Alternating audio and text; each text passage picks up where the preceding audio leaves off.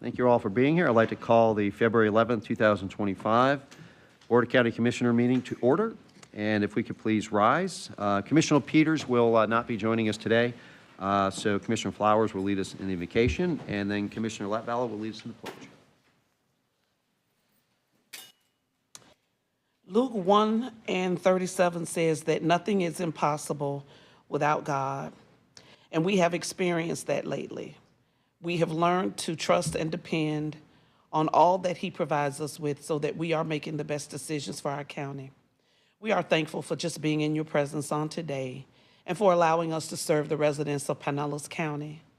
We are asking a special blessing for those who continue to face adversity, for those who continue to not be in the homes that they had purchased but are displaced. But we trust and believe in you that you will give us the strength and you will give us the direction so that we are able to make all of our residents whole. We are thankful for the administration and staff within Pinellas County. We know that they go above and beyond, sometimes setting aside the needs of their own families. But despite their determination, you provide them with supplication. And we are thankful for that. We are thankful for our families who allow us to be of service to other individuals throughout this county, sometimes neglecting home, but never forgetting where we come from. We are thankful for life, health, and for strength. We ask a special blessing for anyone that may be sick in their bodies. We ask for healing. And for those who are coming out of a sickness, we say thank you for that blessing.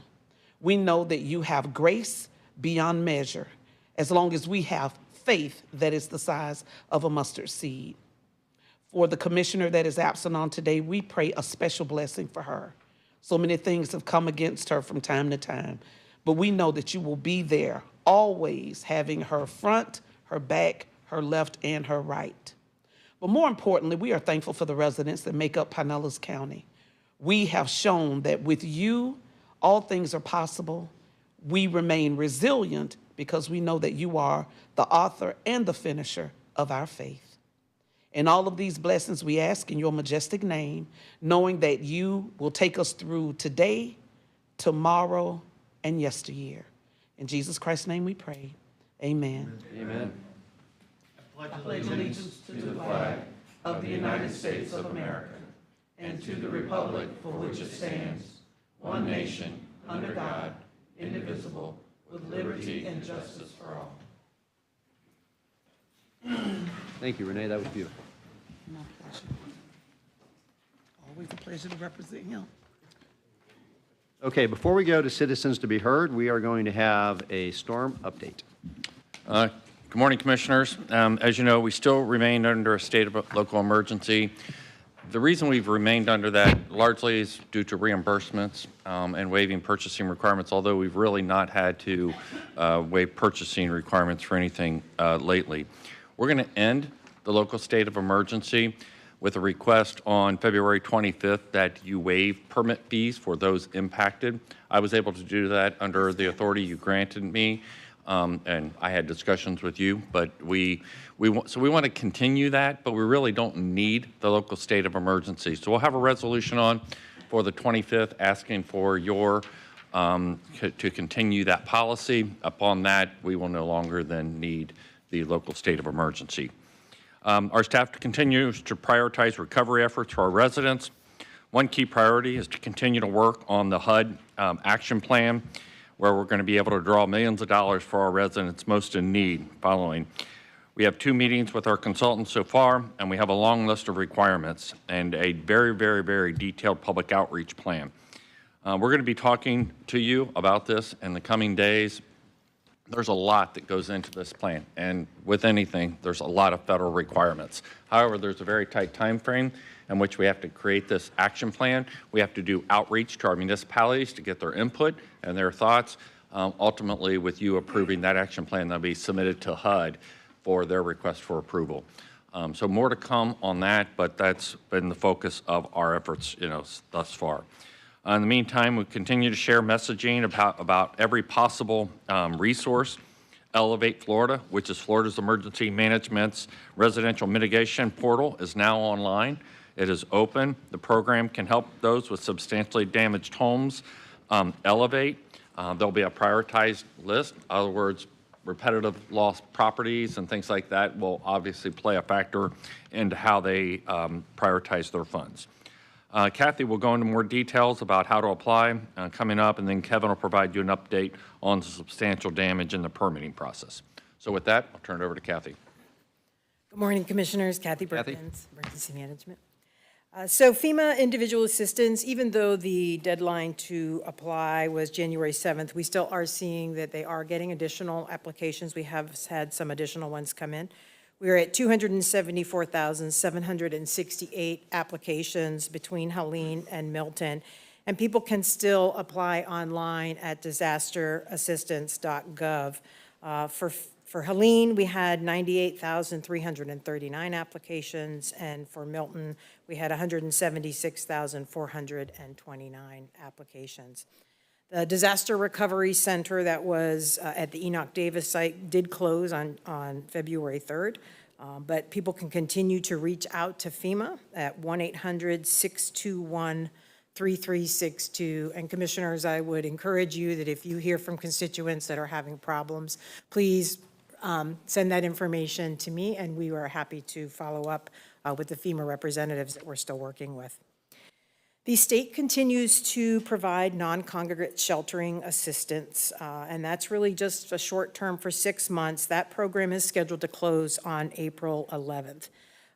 And so as of now, there are 263 households that are in the state program. We continue to meet with state and FEMA on a weekly basis to talk about the assistance that they're able to offer and as they're transitioning people out. Also making sure that we understand what the challenges are, and if we can link people up with local resources, we are doing that.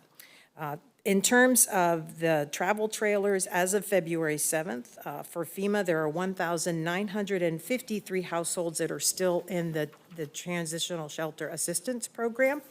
933 have been approved for temporary housing. As of now, they have 368 applications that they're looking at to see if those folks can be eligible to be placed in, or if a travel trailer can be placed on their individual lot. There's 164 site inspections that will be completed to see if they can place them at their locations. FEMA is currently working with 3 commercial lots now with 10 available spaces, and they continue to identify and screen other potential locations. In terms of the state travel trailer program, they have 3 pending placements, and they've been able to place 10 households so far. For the direct lease program, which is where FEMA puts people into rental units, there are 41 households that have been placed and 892 that are still pending placement. They continue to look for placement and enter into agreements with different housing rental units, and there's several properties that have applied through their multifamily lease and repair program, and that's where minimal repairs are required, so they will assist the owners with making those repairs so that way they can utilize that housing for disaster assistance. The Safe Home Inspection Program that was initiated for the unincorporated areas that allows minor repairs to facilitate residents to stay in their homes continues, and several cities have also launched similar programs to assist their residents. And residents can visit their city website for more information. In terms of some of the recovery financial resources, you heard the county administrator talk about Elevate Florida, which is the Florida Division of Emergency Management's residential mitigation program. This opened up officially last Friday, and to be eligible for that program, someone must be over the age of 18, must be a U.S. citizen, must be the legal property owner of a residential property in the state of Florida, and be able to contribute up to 25% of the project's total cost. The amount that the homeowner is required to give will depend upon their eligibility when they register for the program. As the county administrator mentioned, this project can do structural elevations, mitigation reconstruction, where basically you're tearing down the existing structure and building a new one, acquisition and demolition, or wind mitigation. We were very excited to hear numbers from the state. As I said, the registration started on Friday. Within 2 business days, they had over 1,250 applications. They received applications from 30 different counties across the state. 60% of the applications identified have the National Flood Insurance Program insurance. So that helps them qualify for a specific funding, which is the Flood Mitigation Assistance Program. So that's what the state is looking at. What are the qualifications that everybody has? Right now, they have 2 different pots of money that they're going to utilize to help fund this program. So the state will align people with the program that works best for them. Pinellas, Lee, and Pasco counties make up to 70% of the total applications. Just over 700 applications came in from Pinellas County. And out of that, there's 422 requests for elevations, 262 requests for mitigation reconstruction, 18 wind mitigation, and 4 acquisitions. We'll be having a webinar with the state tomorrow with the emergency managers across the state, and we'll continue to learn more and share more about this program as we learn. And I would encourage people to go to our website at disaster.pinellas.gov. We have the link to the state. The state has also initiated a call center, and that number will be shown up on the screen of this meeting, but it's 877-353-8835. And there's also an email that people can send for more information, and that's info@elevatefl.org. Not on the sheet that was provided to you, but I did get some updates on our hurricane income eligible home repair program. We've received 628 applications as of last week. And that reminder, that program can provide up to $30,000 for repairs not covered by insurance or FEMA. There are 200 applications that are still missing FEMA information, so they're continuing to work with those homeowners to qualify them. And we've had 6 applications approved so far. In our initial estimates, we believe there could be up to 77 homes that could qualify for that program. So we'll continue to keep the community and housing development folks busy with helping folks in the community. We did get some updates from the Small Business Administration. They have a 60-day grace period for low-interest disaster loans for residents, businesses, and private nonprofits. And those physical disaster loan applications will be open through March 8th. So I would highly encourage anybody that's interested in getting a low-interest loan, they can apply through the Small Business Administration. Renters and homeowners can get up to $100,000 to replace or repair their property, or up to $500,000 for their business. So we just got some updated data from them. So for Debbie, there were 153 applications, 28 disbursements totaling $737,000. For Helene, there were 7,462 applications and just over 1,800 disbursements totaling $95,378,000. And for Milton, there were 5,251 applications with just over 1,200 disbursements totaling $50,867,000. So the SBA is processing those as quickly as possible.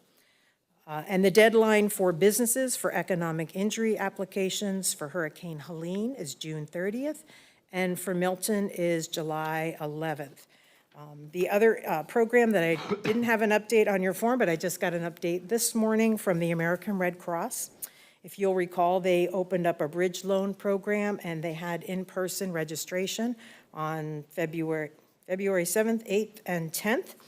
As of Sunday, they had 975 households apply, and they had another 250 people come out in person on Monday.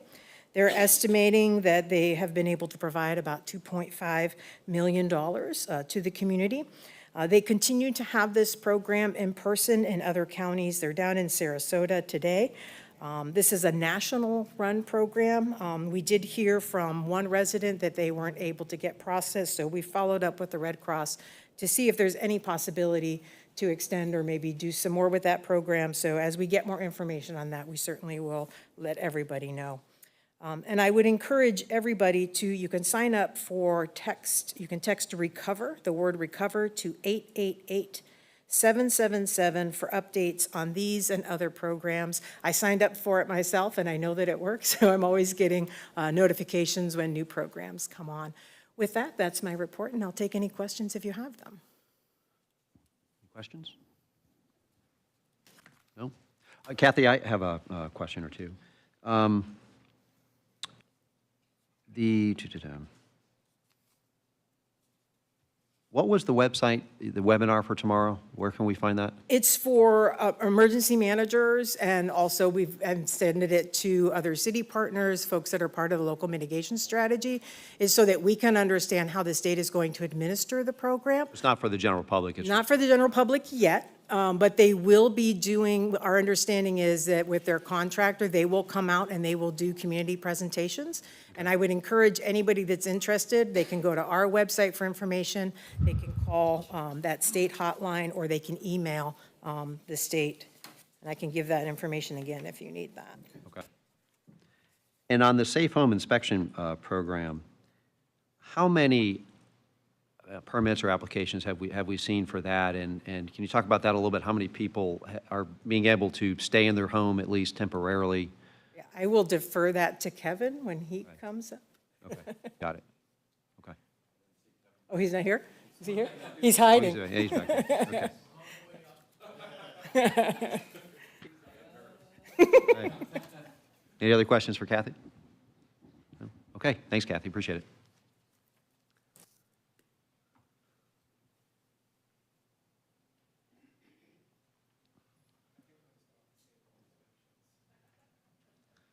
Morning, Kevin. Good morning, Mr. Chairman, Commissioners. Kevin McAndrew, Director of Building and Development Review Services. As far as the safe home inspections, I don't have that exact data point. I can definitely circle back and provide that. It is an important piece of the resources that we've made available from the outset to minimize displacement. The idea is that even if you're substantially damaged, it doesn't mean that you can't remain in your home for a period of time. And we have a team that performs an inspection, and we're looking for basic functionality in a home, from running water, flushing a toilet, power, the ability to cool, even if it's a window unit, to allow someone. It doesn't mean that the entire house has to be brought up to date. It's the minimal space to make that home functional. And we'll provide that inspection if there's some temporary, if there's some minor repair that need to be made, we can issue those on the spot. We've done that where if we need to issue a permit for a water heater, we'll go ahead and do that. So this way there's hot water, and then issue a temporary residency. That's extended to June 1st with the ability to extend that. The objective is for those that are substantially damaged and get a temporary residency is to have them demonstrate that they have a plan and they're making an effort towards compliance. And if they're able to share that, then we'll provide an extension to that temporary residency. Okay. Thank you.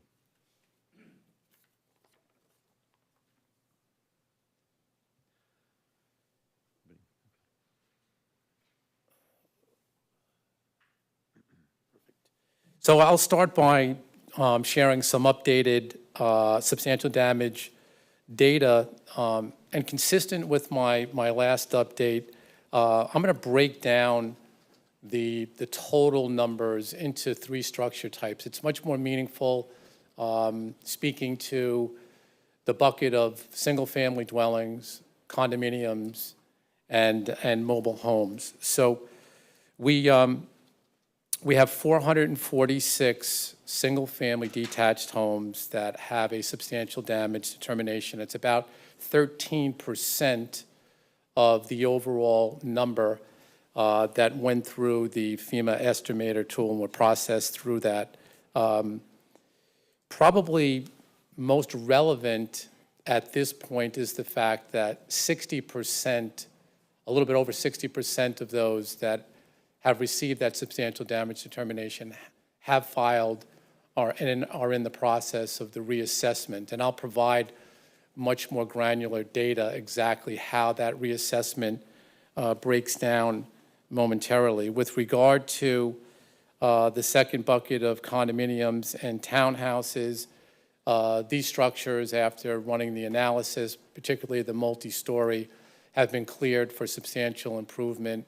Permitting, I think, again, most relevant at this point in time is that we've been working with the condominium associations, and in particular, a couple of the large general contractors, that what we've learned is that these associations are looking to phase their work, and not phase it from violation of substantial improvement, but start what they call general building elements, whether it be exterior, roof, soffit work, lobby work, as well as interior unit work. Many of the condominiums consider drywall on a demising wall to be a common building element, and we've been able to refine our permitting process where we're able to now release these common element permits ahead of the individual permits. We know what the value is for the individual permits so that everybody is on board as far as total expenditure and total cost to repair. But this is allowing work to flow now, which is what most of the associations are looking for. Let's get the common elements done. And then as far as the finishes, whether it be some flooring, some cabinetry work, those individual permits will follow. And we got that refined over the course of last week. We started issuing those permits as of last Friday. I do anticipate hundreds, if maybe not more than 1,000 individual unit permits to be issued over the next 4 weeks. With regard to the mobile homes, you'll recall at my last update that this was our really final batch of structures that was processed through the FEMA estimator tool, and 95% plus of those units are being deemed substantially damaged. That in and of itself, with that high value, knowing the needs of these communities is significant, both from a resource standpoint, from the elderly demographics in many of these communities.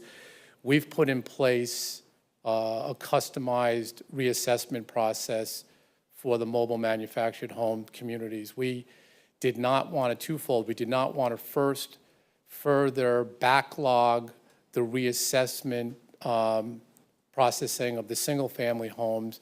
So we secured additional resources physically in our office at 440 Court Street. We have the subject matter experts, the cost estimators, the certified appraisers, certified floodplain managers.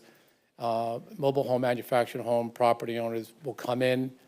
We'll support them with the completion of this paperwork and get that in the process. So this was an important process to also sort of perfect over the last week or so. And I know there'll be some further refinement to that as we're going to see a real surge.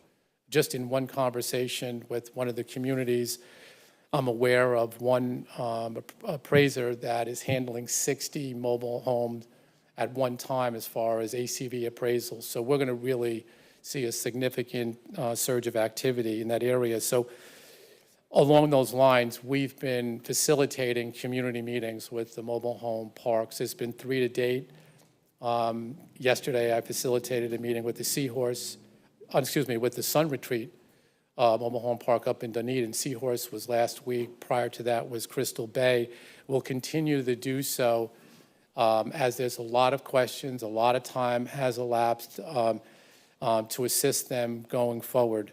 So that's a big part of where our energy is focused right now, along with permitting. So transitioning to some of the granular reassessment data.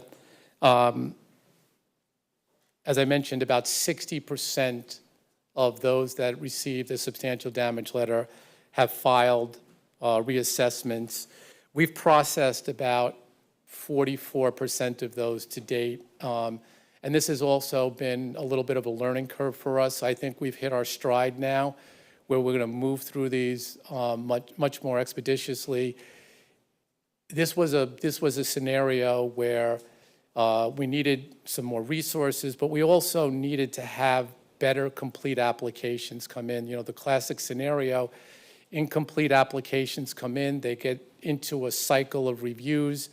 We have a much higher level of confidence now of these files to allow us to move these. We've augmented our communication plan, which I've covered previously, where we have a direct communication line between our subject matter experts and property owners that are in this process. In fact, we're averaging now about 100 a week of direct calls between our subject matter experts and property owners to facilitate moving these forward. We, to date, 47 of the reassessments have been reversed. We have not had one reassessment that has remained substantially damaged. So as we continue to push through these, we're going to see that overall value that I said 13% were substantially damaged. We're going to see that number driving down.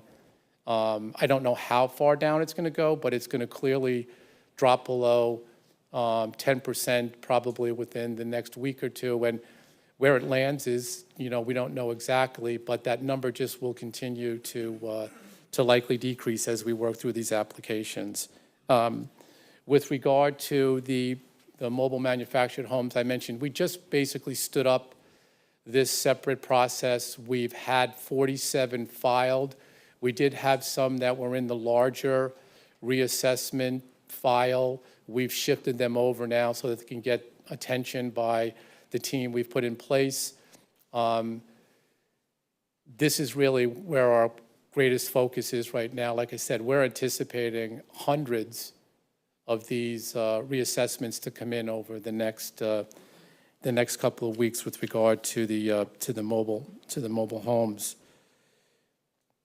Shifting lastly to permitting, last week was our highest number of storm repair permits that were issued. We were a little bit over 200. We've issued over close to now 2,600 storm repair permits, and we're right at that peak that we all envisioned as far as the number of storm repair permits being issued. We've seen a steady increase on a weekly basis. I think we'll remain at this peak for probably the next 3 or 4 weeks, largely because of the large number of condominium units that will be following. And I do anticipate in about a month from now, we'll begin to see a scaling back of the number of storm repair permits that are going to be processed. And just in conclusion, we're really running 2 tracks right now. We're largely beyond the substantial damage determinations. We have 2 tracks that we're entirely focused on. That is the reassessment processing and maintaining the flow of permits as we go forward.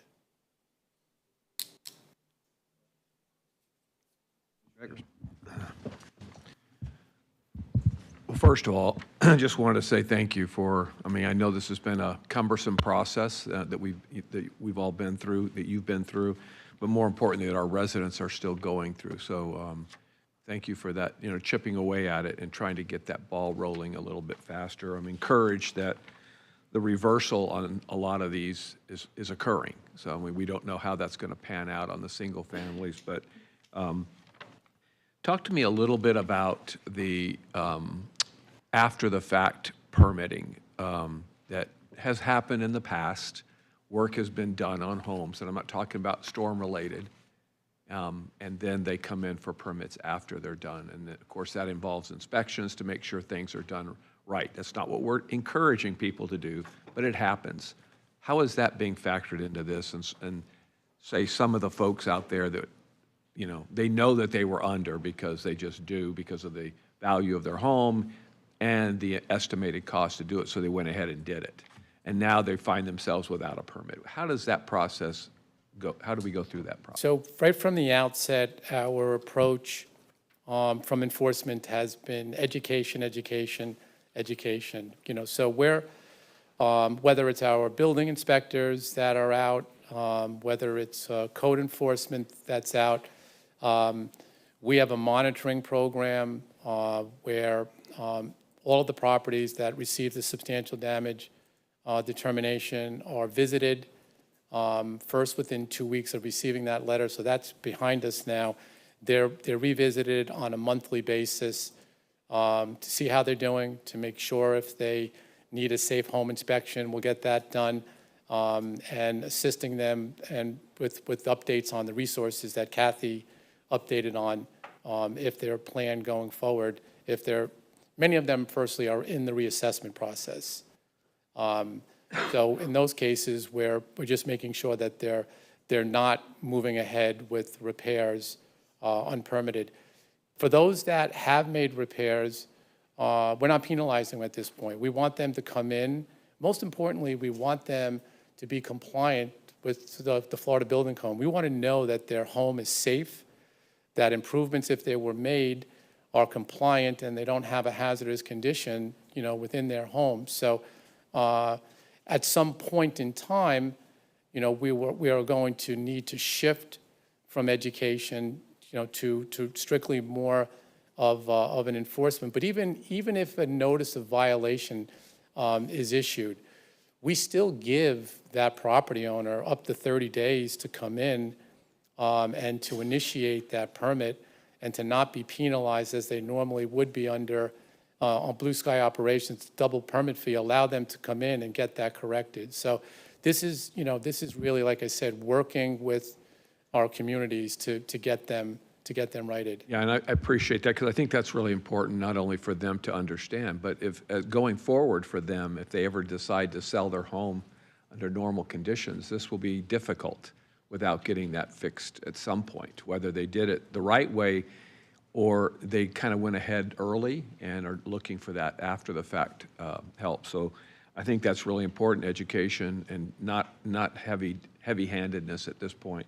The second thing I was going to ask you about was, it looks like a lot of our mobile home parks, there's a lot of issues with some of our mobile home parks, I'll just say. We're finding, I don't know how we're finding those reassessments, but are we seeing, property or park-owned owners having to deal with that next phase as well? I mean, individuals obviously, but those are park-owned properties as opposed to individually owned,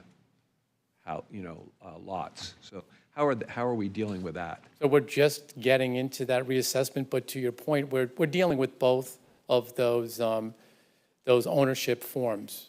We two of the parks that I referenced, one is a condominium form, a co-op form of ownership. The other one is actually fee title. The one yesterday is owned where a unit owner leases the dirt that the unit sits on. So we're dealing with both, but the reassessment process is available regardless of that ownership form to the unit owner. To date, the conversations we had of where management owns the park itself, they've been supportive of their unit owners moving forward with the reassessment process. Which may involve raising property there as well, and one at a Sure, time? that the same requirements apply. I think the reality is, though, that I've covered, the practicality that I've covered previously is that many of our mobile homes are 40, 50 years old. Those structures, regardless of what happens, would just physically would collapse on themselves trying to think about actually elevating them. They're just not practically going to be structurally sound to do that. So there's a lot of effort that still needs to be, put towards our mobile home manufactured home communities. It's, I said, we have some challenges there that, right now our focus from the building side is to get them through the reassessment, but there's more to come there. And last question is just, I'm assuming all the letters have gone out now, right? There are a couple of outliers. I'm comfortable saying that, yes, the letters are out.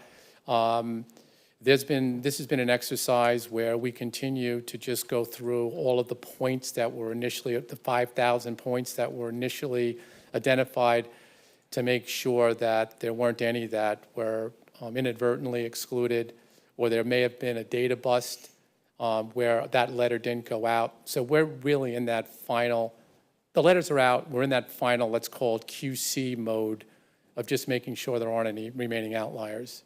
Okay. Thank you, Kevin. Appreciate it. Commissioner Flowers? Thank you, Mr. Chair.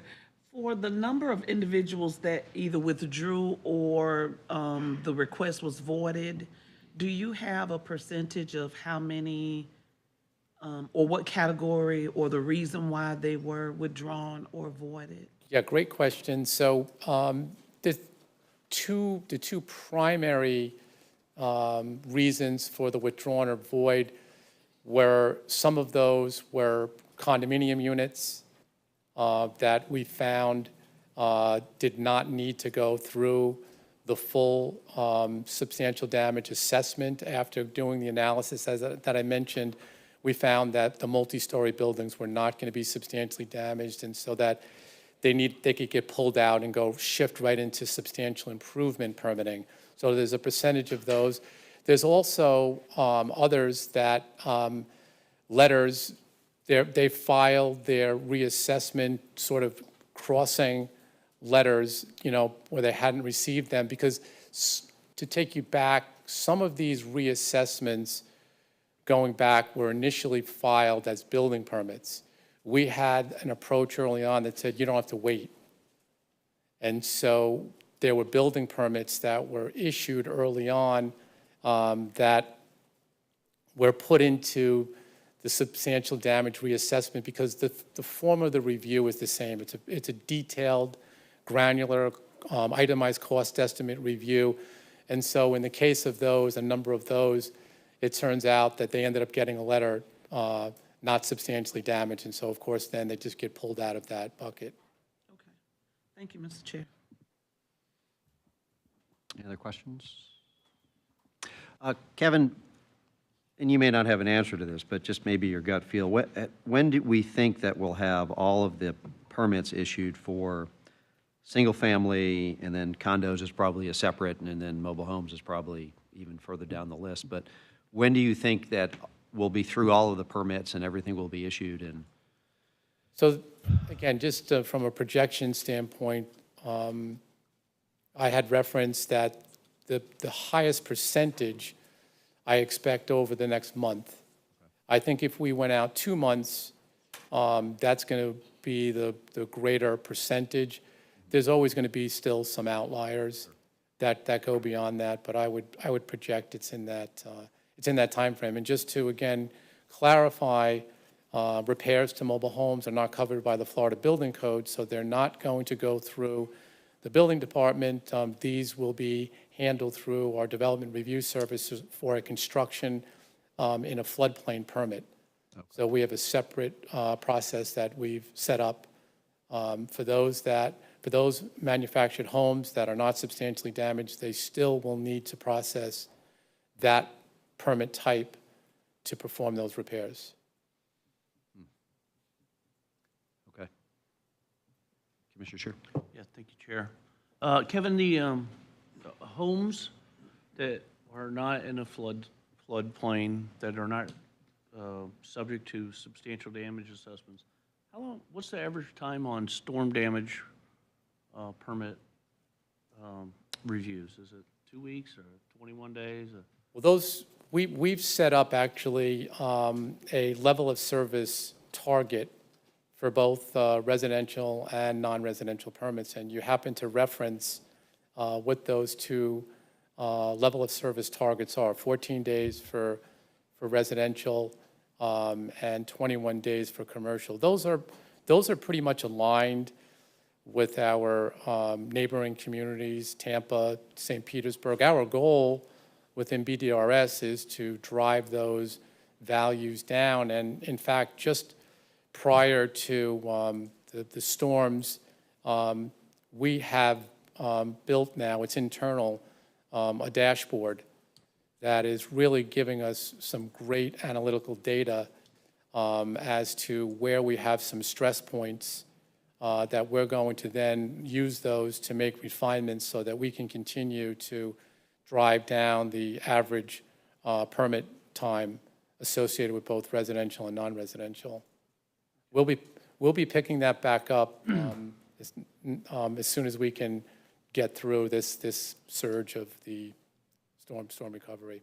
Right, right, okay. And the 3,335 homes that received the storm damage assessment letters, less how many of those, since they were not considered damaged, what percentage of those have received their permits? Does it take longer for them to get their rebuilding permits, or is that 238 included in the review from? So the number is right there, the 2,572, those are storm repair permits. The greatest percentage of those are tied to single-family dwellings. So I think it's a very favorable number because it is, it's actually giving a good indication that our residents are in fact pursuing building permits to do it in the right methodology. And that's what we wanted, of course. We wanted to have permits issued as quickly as we can, but of course in compliance with Florida Building Code and our floodplain ordinance. And the numbers will continue, those numbers will continue to grow. And I think in the end, we're going to be in a very favorable place with those numbers of permits compared to homes that actually had repairs that had to be made. Okay, thank you. I appreciate y'all working so hard and getting these done and getting these numbers down. That's outstanding. I'm so excited to be people getting back in their homes. Thank you. Anything else? Thank you, Kevin. Appreciate it. Good. All right. Okay, now we're going to move on to citizens to be heard. Mr. Vice Chair, you ready with the clock? Yes, sir. All right. Okay, first we have Dawn Lechner, followed by, and I may get this name wrong, I apologize, Favor Pristash. So, all right, so Dawn?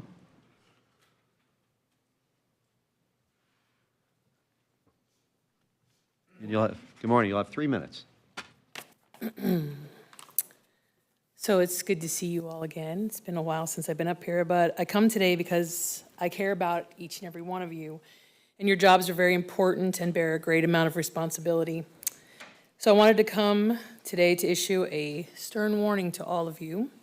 Let me start by sharing with you what God says it means to take an oath in his name and then break it. Numbers 30, chapter 2 says, if a man vows a vow to the Lord or swears an oath to bind himself by a pledge, he shall not break his word. He shall do according to all that proceeds out of his mouth. And in Matthew 5, verse 37, Jesus says, let your yes be yes and your no be no, for whatever is more than these is from the evil one. I've watched every one of your investor ceremonies and noticed that each one of you took your oaths, hand on the Bible, and swore to God two things. First, to uphold the Constitution of the United States, and secondly, the Constitution of the state of Florida. No one forces you to swear with your hand on the Bible and to end your oath with "So help me God." These statements are made by you voluntarily. These statements bind you. They bind you to God's way of doing things. You chose to do these things. So it's from your own charge to you, as I have solemnly sworn in my life to uphold the name of the Lord no matter what the context. So now is your moment of truth. Did you mean what you said? Do you mean it when you said that you would support, protect, and defend the Constitution? And just to be clear, the U.S. Constitution protects my right to choose for myself what I will do with myself. The state of Florida drives that home with Article 1, Section 37, I believe, by stating that, I quote, every natural person has the right to be left alone and free from government intrusion into the person's life except as otherwise provided herein. And to top it off, Statute 765-102 says this: the legislature finds that every competent adult has the fundamental right for self-determination regarding decisions pertaining to his or her own health, including the right to choose or refuse medical treatment, This right is subject to certain interests of society, such as the protection of human life and the preservation of ethical standards in the medical profession. So the fluoride is not the issue. The force is the issue, and fluoride is a poison that should not be imposed upon the citizens of our county. And it breaks the Constitution and therefore breaks the oath. So you must decide for yourselves whom you will serve, and you will bear the consequence for your decision, not as a political body, but as an individual before a holy God who takes the use of his name very seriously. Thank you, guys. Thank you, Don. Next, we have Favor Pristash, followed by Greg Pound.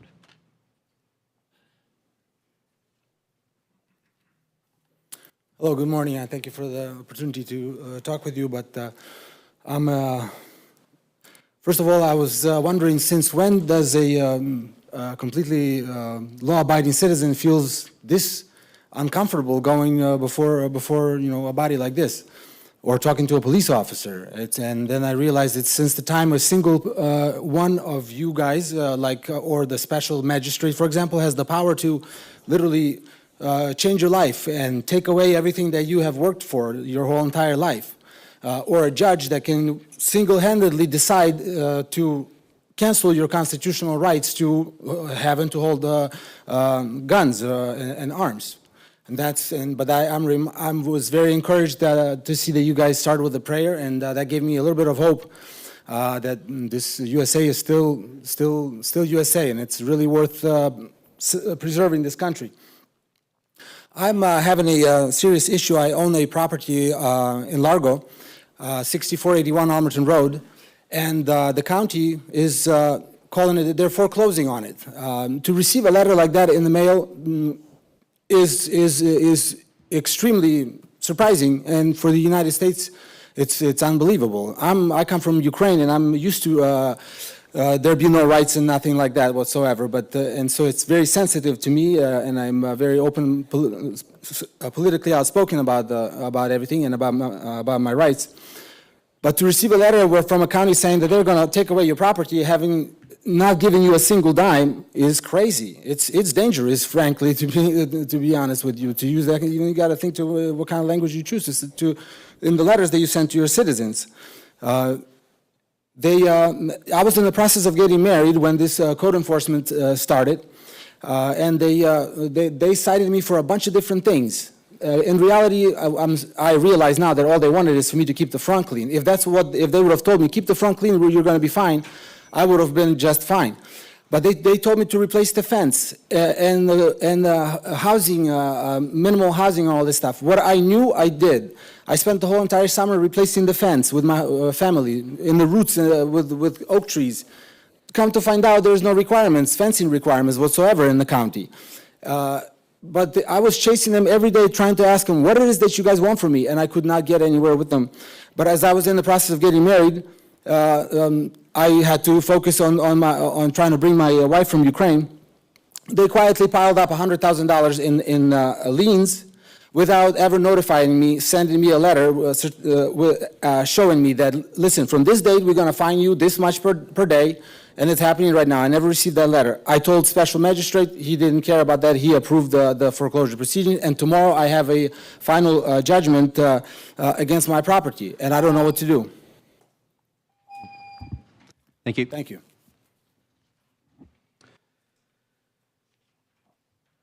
Next, we have Greg Pound, followed by David Baldergettis Jr.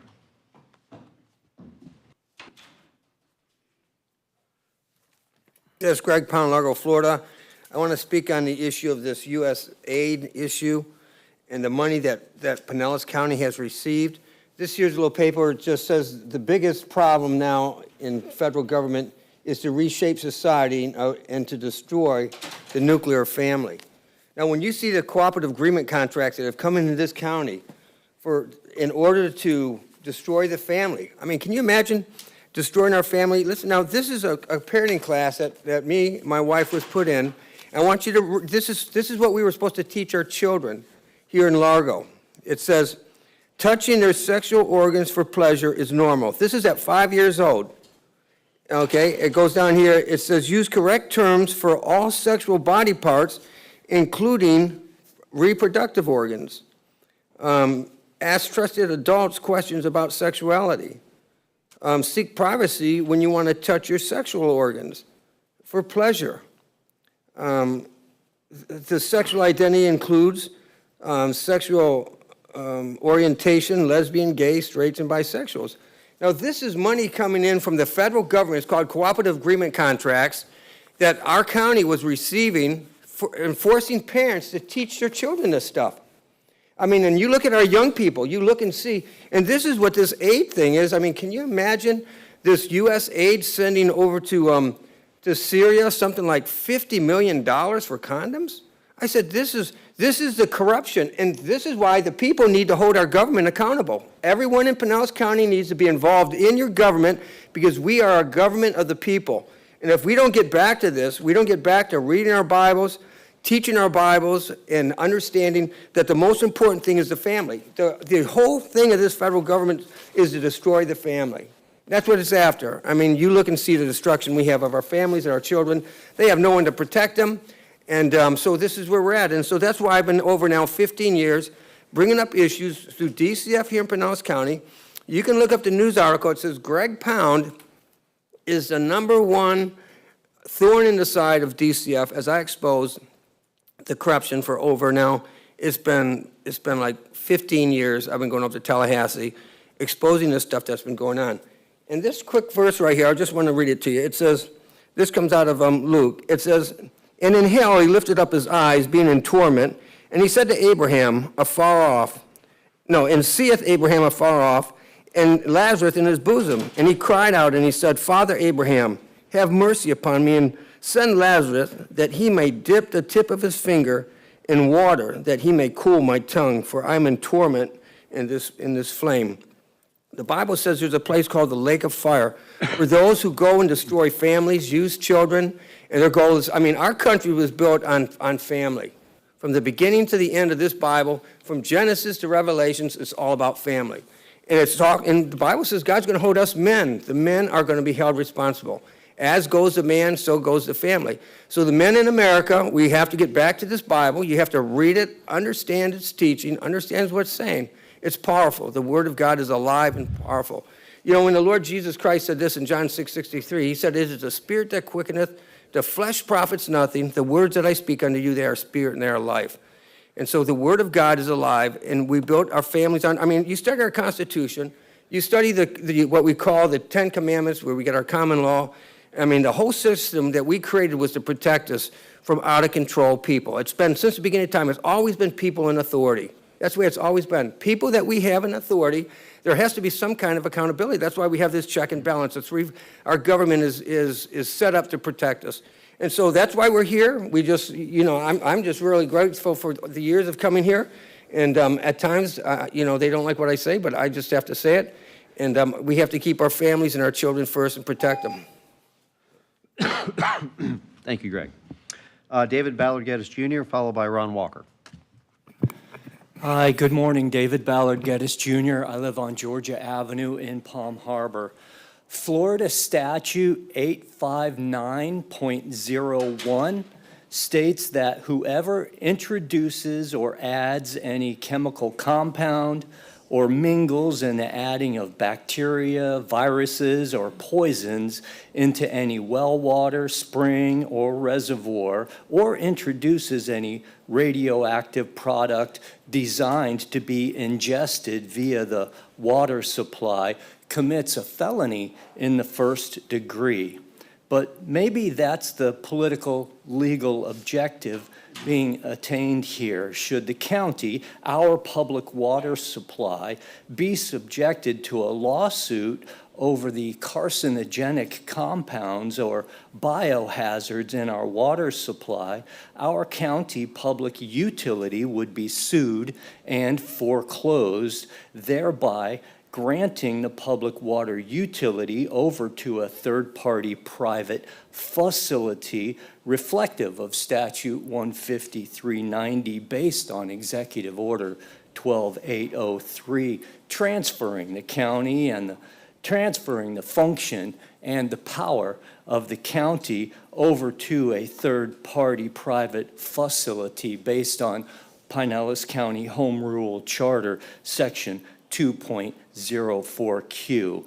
Our access to our public water supply would, through this lawsuit, be privatized. Our water access would be derogated into being a privilege to access our water, as based on Pinellas County Resolution 95-286, Section 3F, violating our human rights to our life-giving water. A lawsuit against the county utility would be, in reality, in actuality, would be a real estate transaction disguised as a lawsuit, based on Federalist Paper 16, stating our legislation is embarked on a circuitous conspiracy with our judges using the judicial system to manifest such usurpations in and of government through the medium of the court systems in order to establish their personal, individual aggrandizements using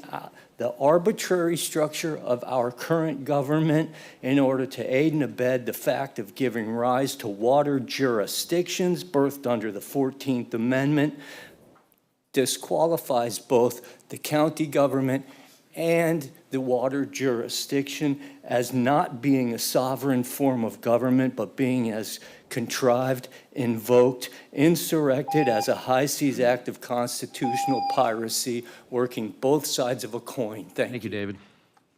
Next, we have Ron Walker, followed by Christine Scott.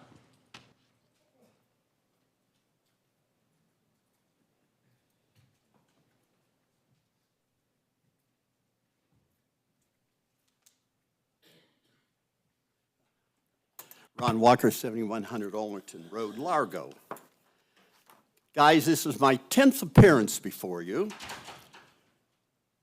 Trying to encourage you to do your duty and stop the theft of millions of dollars from the people you represent. I first appeared before you May 21st of 2024. Allow me to summarize some of my other efforts to serve the people of Pinellas County. On July 23rd, 24, I met with Clerk Burke and Inspector General Dondero. The clerk agreed somewhat that the county should have a municipal whistleblower ordinance. He said he needed 2 weeks to study the matter. 2 weeks later, I met with the clerk, and his attitude reminded me of Pontius Pilate's attitude as he washed his hands to allow the carpenter to be crucified. The clerk said the job of recovering the stolen money was Dondero's job. Dondero wrote to me saying she couldn't recover the stolen money because the county doesn't have a whistleblower ordinance.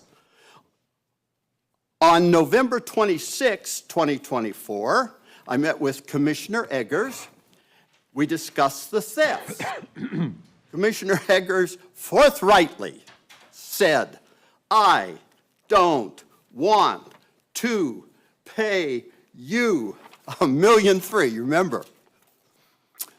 His conversation further implied he didn't care how much money was stolen from the people, as long as he didn't have to pay the cost of doing business. That is, as long as he didn't have to pay a whistleblower. On January 13, 2025, I emailed newly elected Commissioner Nowicki, and Commissioner Nowicki seemed seriously concerned with his people being stolen from. You will never discover the thieves on your own. The thieves are more clever than you. You need someone to take you by the hand and introduce you to the thieves, and I'm that person if you're smart enough to use me. We'll recover millions. In closing, I hope you have a good meeting today. I hope the rest of the day is favorable. And I'll see you at the next meeting to call out your avoidance of your duty again. Oh, and by the way, the thieves stole another $125,000 from you this month. Have a good day, guys. Christine Scott, followed by Helen Macris.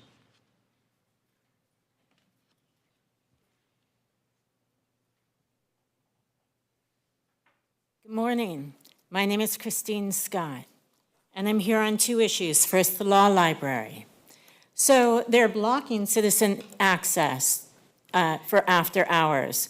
If you hold a bar, if you're a lawyer or a judge, you can access the law library 24/7. But if you're a citizen, the people that you guys work for, you cannot. You're not better than us. You're not different from us. It violates the 14th Amendment, okay, which is an Equal Protection Act. You may not do that. You all took oaths saying that you wouldn't. You become personally liable. You lose your sovereign immunity. You know the gig on that, right? Okay. So the judge, in a retaliatory move, removed that through an administrative order, which he's not allowed to do. He doesn't have jurisdiction over the law library. It would be a conflict of interest. But he wrote it anyway and said, you can get in if I give you permission. Again, violation of 14th Amendment. You guys need to fix this. You need to fix it immediately. I'm in the middle of lawsuits. I have the right to access. You're harming me. Okay, second thing that we're going to address is Ruth Eckert Hall and its attempt to steal the $84 million amphitheater over at Coachman Park. This is not legal at all, obviously. It's embezzlement. The city of Clearwater is allowing this to happen. They're actually aiding in it, okay? Huge issue. So basically, I've asked for additional time. I haven't received it to explain this problem to you. The bottom line is that you should dissolve the city of Clearwater and return it unincorporated into Pinellas County because it's way too corrupt to be able to exist at this point. So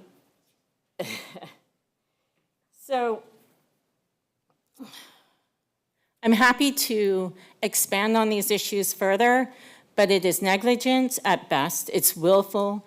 It is malicious. The law library is. It's also malicious. You're stealing from the people $84 million of their money. You guys gave a lot of those funds, right?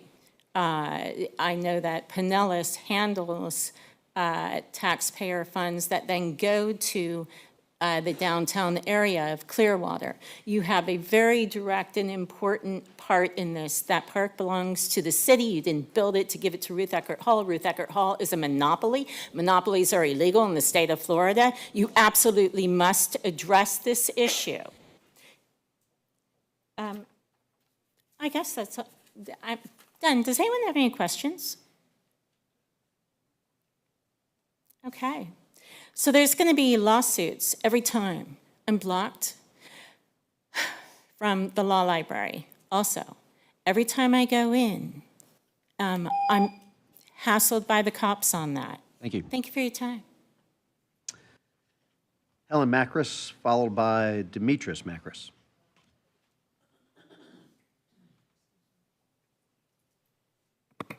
Good morning, everybody. My name is Helen Macris. I'm a resident here at Pinellas County the past 25 years. Thank you all, first of all, for all of your time and your service to the citizens here in Pinellas County.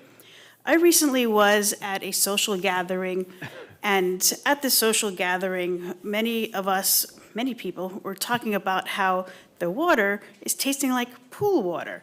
So, of course, I started saying, well, we got a letter from the county saying that we were putting chlorine in the water in order to clean out the pipes, and we just dropped it at that.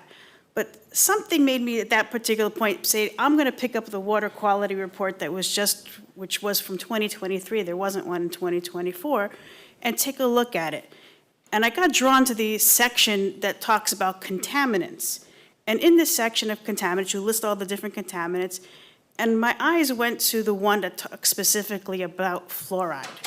And on that one, it says 0.66 parts per million. Okay, didn't think much of it.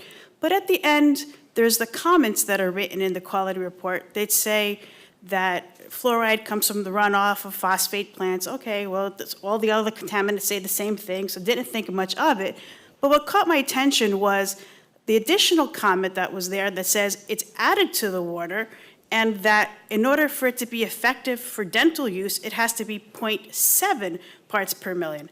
I'm like, wait, if that's 0.7 parts per million and only 0.6 parts per million is what the water quality report is saying, then it's in our water, but it's not effective for dental use. So why is it even in the water if it's not effective for dental use? It's just there. It's not enough to be effective of anything for dental.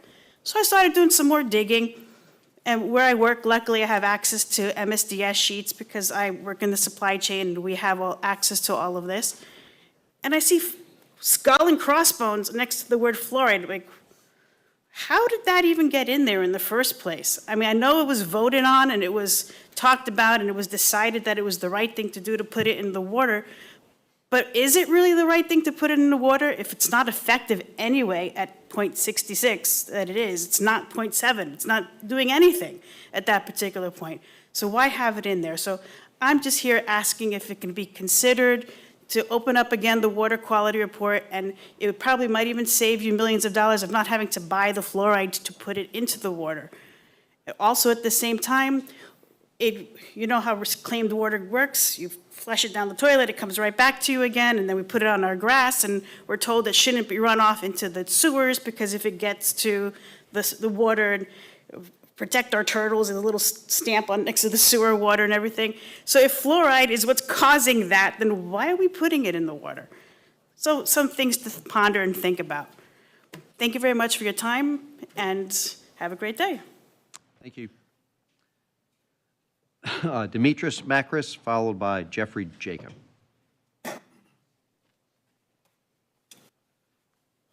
Good morning. It's time to take out fluoride out of the water.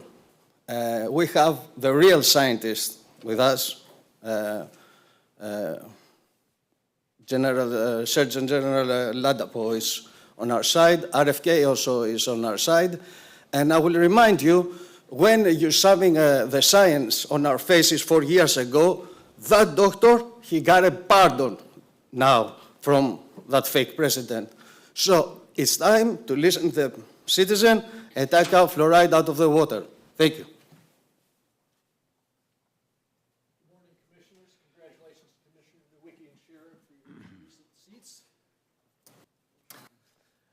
Hi, Jeffrey Jacob, St. Petersburg, Florida. For a footnoted version of this, you can email me at floridarepublic@gmail.com. Issue: is water fluoridation a violation of bodily autonomy in Florida? Florida's Constitution, Article 1, Section 23, guarantees privacy and health choice autonomy. This right is crucial when considering water fluoridation, which involves government control over substances we're exposed to or choices we make with our bodies, right? As in my body, my choice. We've heard that one before, right? Local officials have oaths of office to uphold the Florida Constitution, making this more about constitutional rights than just science. The fluoride in question comes from the phosphate fertilizer industry, not natural sources, thus raising informed consent issues. Legal considerations. Several Florida cities have stopped fluoridation following the Surgeon General's recommendation. About half of Florida has not been fluoridating with no adverse dental health crisis. Recent health risk findings and a recent federal court decision require strong justification for continued fluoridation. Fluoride's benefits are mainly topical, not ingested, thus negating the compelling government interest to fluoridate. Scientific consensus favors direct application to the teeth, such as toothpaste, more so than by fluoridated water ingestion that affects the body as well, making fluoridation not narrowly tailored to dental health. Fluoridation is invasive. The use of industrial byproducts from the phosphate fertilizer industry introduces substances into our water without individual consent, making it a far more restrictive means rather than just using toothpaste, which allows for personal choice and control over exposure levels. The alternatives, fluoride or hydroxyapatite toothpaste, provide benefits without ingestion risks. Non-fluoridated areas with good dental health outcomes demonstrate viable alternatives exist. Health equity and privacy issues. Fluoridation alone does not address dental health equity. A notable gap exists where SNAP recipients cannot buy toothpaste, but can purchase foods harmful to dental health. Education in accessible toothpaste would promote equity without infringing on autonomy. Risk and choice, legal precedents stress individual choice where risks exist, regardless of the risk level. This suggests fluoridation without informed consent does not meet constitutional standards. So given these constitutional obligations, ethical considerations, and scientific aspects, this local government should end fluoridation. And you know what? I'm just trying to think about how informed consent would actually work practically between the county and the people. Would they take ads out on Channel 10 News like, hey, we're not really putting natural fluoride in the water, we're putting in byproducts from the phosphate fertilizer industry. How about that?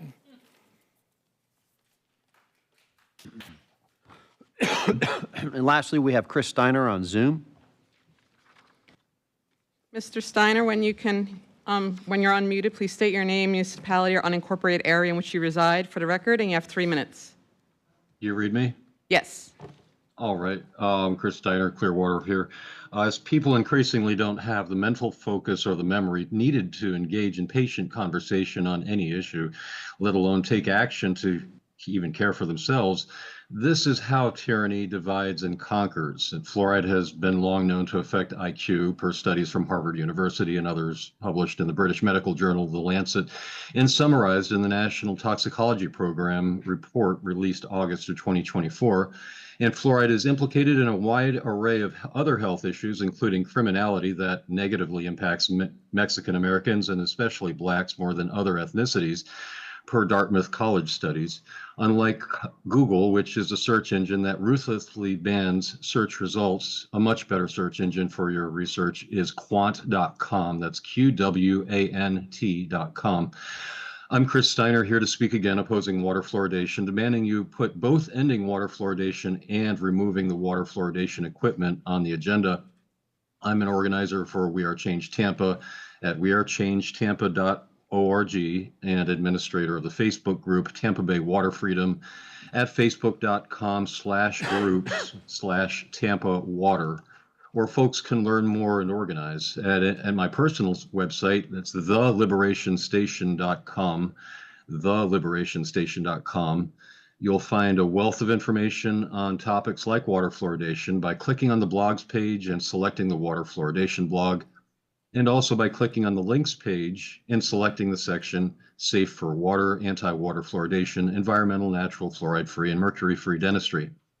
To add to my last talk to the Commission, the Pinellas County Annual Consumer Confidence Report on water quality for fluoride lists the, quote, likely source of contamination, end quote. Note the column does not read likely source of nutrient because no form of fluoride is included in the FDA's recommended daily allowance. So FDA doesn't consider fluoride a nutrient. The fluoride is not pharmaceutical grade like sodium fluoride or stannous fluoride, which are FDA regulated and available only by prescription.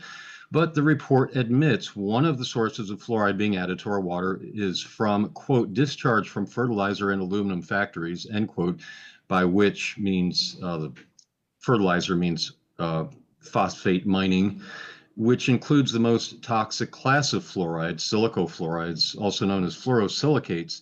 Naturally, the industrial waste is not FDA approved and has not been tested for safety or efficacy, and includes hundreds of other toxins like heavy metals and radioactive isotopes. There are three classes of fluorides, some more toxic than others, according to the guinea pig studies covered in the 1978 book by George L. Waldbot, MD, entitled Fluoridation, the Great Dilemma, page 88. The least toxic class is naturally occurring, like calcium fluoride. The second most Thank you, toxic... Mr. Steiner. All right, I'll finish up next time. Take care. Okay, that concludes public comment. We'll now move on to public hearings. Item number 2. Thank you, Mr. Chair. Agenda item number 2 is case number CW 2501. This is a proposal by Pinellas County to amend the countywide plan map from retail and services to residential low medium regarding 0.26 acre more or less located at 1310 Gooden Crossing. The public hearing was properly advertised and an affidavit of publication has been received for filing. No correspondence has been received by the clerk, and the matter is properly before the authority to be heard. Thank you. Move approval. Okay. Motion by Commissioner Eggers, second by Commissioner Latvala. Any discussion? Okay. We could pull up the voting card.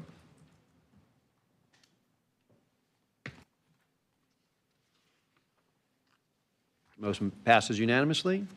Thank you. Item number 3. Agenda item number 3 is an amendment by resolution supplementing the fiscal year 2025 budget, realigning reserves and recognizing unanticipated receipt of funds for requesting departments. The public hearing was properly advertised and an affidavit of publication has been received for filing. No correspondence has been received by the clerk, and the matter is properly before the board to be heard. Okay, thank you. Will the board? Motion by Commissioner Flowers. Do we have a second? Just a question. Okay, question, Commissioner Eggers? Yeah, Chris, it looks like when you read through these, Barry, all of them are really realigning from reserves to, from reserves and appropriate to personnel, services, and operating expenses to different departments? Correct. Based on the storm. So if you could maybe just give us a little summary of the activity here. Yeah, Chris, go ahead. Thank you, Commissioners. Chris Rose, Office of Management and Budget. So when the storms are coming towards us, before they get here, we set up some disaster codes to make sure that departments have a place to charge and we can track it for reimbursement from FEMA. And in this case, FEMA has been good to us and said they will reimburse 100% of the response. So it is important, at least to me, to go capture all of these expenses. And we track them by funds. So general fund is the one that we all know, but sewer, water, building, so on and so forth. We track them by each fund so that we can reimburse the fund when the reimbursement comes in as well. So we're just tracking as we go, and this is kind of the true up after the storms come through. So just a mechanism for getting the reimbursement as best as possible. And the first one, which is the largest, $78 million in general funds from reserves appropriate to personnel, services, operating, and transfers to emergency events. Could you just elaborate on that, please? Emergency events is where we track each storm. And by the way, we do have Helene and Milton as two separate events. It helps us with FEMA when we go back to them. So that's just the cost center in each department called emergency events. Okay. But some of the other realignments that you've done are also general fund, specifically building services, tourist development. Those are all within the general fund. If it would be helpful, Chris, if you can cover kind of what's in that 78 million. What are the costs associated that's being charged back? Sure. The majority of the 78 million is actually debris, and then followed closely by response. What you referenced, Commissioner, is in some cases, some departments have more than one fund. So BDRS, for example, has a building fund and a general fund piece. So that's why that one's in there. Another couple of them don't have their own fund, and so the general fund is the place that we keep them. The best example would be contractor licensing, perhaps. It's a very small fund, and general fund is where we track that. So all the constitutionals are in the general fund, and almost all of our response is in the general fund. So the 110 million, more or less, on all of this is you were saying 100% reimbursable? Yes, sir. Time frame? Okay. Yeah. Thank you. That's an honest answer. I Yes, sir. appreciate it. But that's been told us for 100% reimbursed. Yes, sir. Okay, thank you. Stay there, Chris. Commissioner Chair. Yes, thank you, Chair. I wasn't going to ask, but as long as you're up there already, I was looking through this, and are we going to get reimbursed for the staff time that was? I didn't see that in here. I'm sure it's here somewhere, but Yes, we are. okay. And it's not just, like our staff, but sheriffs, officers were out, tremendous amount of overtime. So there's going to be true-ups throughout this. Yeah. And a lot of, you'll see things like this where we're getting money, fairly quickly. There'll be stuff 2 or 3 years from now as we kind of conclude this storm. So Okay. you'll see this for a while. Chris, is this more to come, I assume? So this is not all of it, right? There is that possibility. We've done our best estimate of what's happening. I do occasionally still come across things that were booked in the departments that should be booked over here. But this is the vast majority of it. Okay. Thanks. Any other Anything else? Okay, we had I think it was a motion from Commissioner Flowers. Did we have a second? Second from Commissioner Eggers. Any further discussion? Okay, if we can bring up the voting card. Passes unanimously. Thank you. Item number 4. Agenda item number 4 is an amendment by resolution supplementing the fiscal year 2025 budget, realigning reserves, and recognizing unanticipated receipt of funds for requesting departments. The public hearing is properly advertised, and an affidavit of publication has been received for filing. No correspondence has been received by the clerk, and the matter is properly before the board to be heard. Okay. Is this more storm stuff, Chris? No, sir, it's not. Why don't you give us a quick rundown on what this is? So this one's carry forward, and there's an operating aspect and a capital aspect. The operating aspect is that if a department projected that they would spend funds in fiscal year '24 and did not, we carry that forward. And not every time either. We test the departments and argue with them a bit and make sure that we're doing it properly. On the capital side, if they have a total capital project budget and they don't spend some of it, we bring that money forward. So the total capital project does not change either. But it's pretty strict rules that we kind of tighten down on departments with. Got it. Okay. So these are all, excuse me. So these are all previously approved under budgets and just moving them into the new year. Yes, sir. Correct, and it's a cost that should have been absorbed and wasn't then in turn rebudgeted for that new year. So they have that cost, and it's not a budgeted item. Okay, what's the will of the board? Move approval. Okay. Motion from Commissioner Eggers, second from Commissioner Latvala. Any other discussion? Okay, you can pull up the voting. Passes unanimously. Item number 5. Agenda item number 5 is an amendment by resolution supplementing the fiscal year 2025 budget, realigning reserves and recognizing unanticipated revenue for requesting departments and constitutional offices. The public hearing was properly advertised, and affidavit of publication has been received for filing. No correspondence has been received by the clerk, and the matter is properly before the board to be heard. Okay. Chris, since you're there, why don't you give us a rundown? Thank you, Commissioners. So this one is an omnibus. It's a normal budget amendment, not associated with storms or carry forward.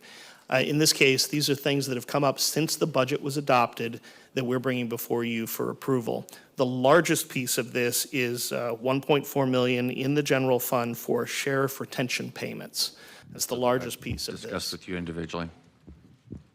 The next one is the supervisor had some expenses associated with the recount that they sent a letter to all of us about. We're recognizing that. And then after that, we have recognition of new revenues and grants going forward in multiple departments, and a small recognition, a piece of that $800 million that is coming from HUD. We're putting it in the general fund to get reimbursed later. And that's about it. Where in this is the $1.4 million for retention for the sheriff? In the 4.3? It is. It's in the 4.3. Yes, sir. I know we have a meeting with the sheriff. I have some questions about that when we do meet with him, but. Okay, we got ahead of the curve, with your meeting, but Yeah. I think we have that scheduled. Okay. Will of the board on this? Okay, we have a motion from Commissioner Flowers, second from Commissioner Latvala. Any further discussion? Okay, if we could pull up the voting.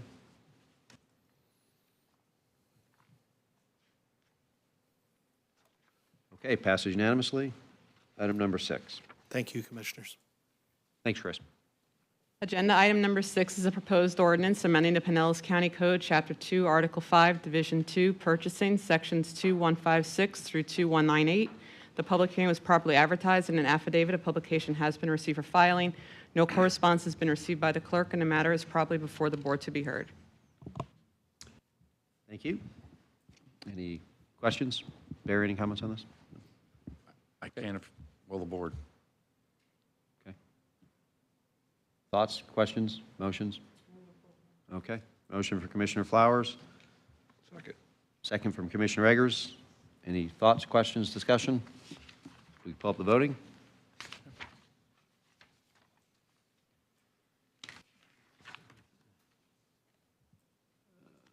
Who are we missing? All right, passes unanimously. Thank you. Okay, moving on to consent agenda items 7 through 14. Would anybody like to pull any consent agenda items? Move approval. Okay, we have a motion for items 7 through 14 from Commissioner Eggers, a second from Commissioner Flowers. All in favor? Aye. Aye. Any opposed? Okay. Passes unanimously. On to our regular agenda. Item number 15. 14? 14. Or, I'm sorry, 15. Yeah. Thank you. I got confused. Item 15 is purchase authorization for heavy and light-duty vehicles. These are off of cooperative contracts, and the breakdown's within your packet. Okay. Questions, thoughts? Okay, motion from Commissioner Flowers. Do we have a second? Second. Second for Commissioner Eggers. Pull up the voting, please. Passes unanimously. Item 16. The State of Florida Department of Commerce grant agreement for professional services associated with the Star Center redevelopment. This is a public-private partnership, so this approves a $250,000 grant agreement with the State of Florida. Move approval. Motion from Commissioner Eggers. Second from Commissioner Flowers. Any discussion? Okay, if we could pull up voting.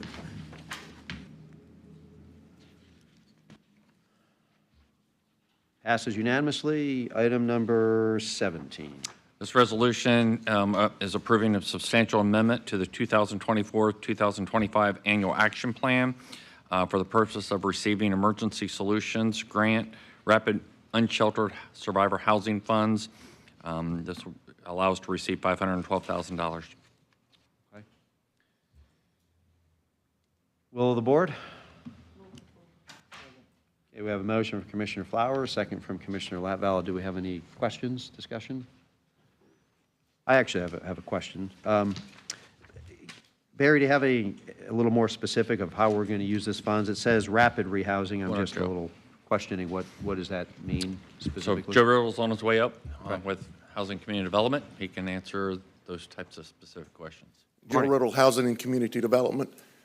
We went and spoke with the homeless providers and asked them their priorities. Their priorities came back, as you saw in the action plan, rapid rehousing, homeless prevention, and shelter operations. The homeless prevention is looking at those folks that are at risk of homelessness and providing funds to our nonprofits and the homeless providers to help keep them in their residence. Okay. The rapid rehousing component is taking those folks that are in emergency shelters and getting them out as quickly as we can. This funding was set up for Milton and Yuleen to allow them to, if the TSA payments and whatnot didn't cover it, then this was one of those avenues to provide funding to keep them from becoming homeless. Okay. So intention is to push this money out to the not-for-profits to meet that need. Yes, sir. We actually did the NOFA yesterday and emailed all of our providers, and they've got a 2-week window to provide their programs so that we can then provide that funding to them. Got it. Okay. All right. Any other questions? Commissioner Nowicki? Yeah, would that come back before the board for us to dissimulate, or would that just be done once they provide their application? Once they're provided, we take a group of our staff, score those, and then rank them, and then provide the funding to them. So it is done in-house. It will not come back. This approval through the action plan is that approval for us to be able to go do that. Did you talk to the Homeless Leadership Alliance? Were they one of the nonprofits you talked to? Yes, sir. We went to the January 24th Homeless Alliance Providers Funders Council meeting, presented this, and that's where we got our priorities from. Yeah, because I mean, I serve on the COC, and we sent out a letter, essentially that our upcoming meeting, to vote on whether we'll be terminating HLA as the lead agent, or essentially giving them. So I would just be a little hesitant that if we're going to hand over a whole bunch of money to something that the COC could terminate our agreement with March 7th, I would just be a little hesitant, I guess. But that's my thought process. Commissioner, the focus is going to be our nonprofit providers as opposed to providing funding to the HLA. They have the ability to make an application for funding to provide it. But we'll also be focusing on the nonprofit and our providers that are out there providing the services so that we can get the funding in their hands. Okay, well, I would just, hope staff could maybe, take that possibly into consideration that March 7th, the COC could terminate the agreement with HLA and, so I guess that's all. So, thank you. Yes, sir. Is there a maximum to be provided to any one particular not-for-profit, or? No, sir. We do not have maximums or minimums in that. It will be focused on the amount of money they need to provide those services. Okay. Yes. Is there a way that, we could, if my colleagues agree that to have the people that do apply, for us to approve on the grants individually instead of it being staff, if the will of the board has that, because I just know there's been some, things in the past with nonprofits and, just giving money away. So I just wanted to, if there's the will of the board, I'd be open to, exploring it where maybe they have to come back to the commission for us to approve it instead of just leaving it up to staff's decision. That would be my thought process. Historically, do we approve money to go to these not-for-profits? It depends on the program. Obviously, on something like this, timing is critical. So, there's a lot of rapid them, component to it. I kind of defer to Joe because most of the things that they actually do come back and we submit them back to the commission. This one, they've set up a little bit different, so let him answer that. Each year we come with our annual action plan, which is our application to HUD, which provides the projects and everything and the buckets of money that we plan to expend. We do not bring back those individual projects that we provide through our NOFAs, but our annual action plan Probably with the CDBG fund's a little different than other types of funding sources. We have the workshop, next week, Thursday. So if they're saying 2 weeks to get the money out, Thursday the 20th, that would give you guys over a week to sift through all of the applications, and then our meeting on the 25th to present and then, vote on. If, again, my colleagues are up for that, I would just hate to see money go to a organization that, may not have the best intentions. Commissioner Scheer, then Commissioner Flower. Yes, Chairman. Would it be possible to approve this with the condition that funding would not be supplied to the organization Commissioner Nowacki's worried about? Just exclude them from the process, or exclude them should they not receive the renewal of their contract? He seems to be very concerned about that. I would think a amendment to the motion could probably accomplish that. But I think we also have Commissioner Flowers has some comments too, so why don't we see what Commissioner Flowers has to say? Commissioner Flowers? It gets very tricky when you start removing organizations from a funding opportunity if you do not have very clear, delineated examples of how they have either misused, misappropriated funding, or they should not be funded.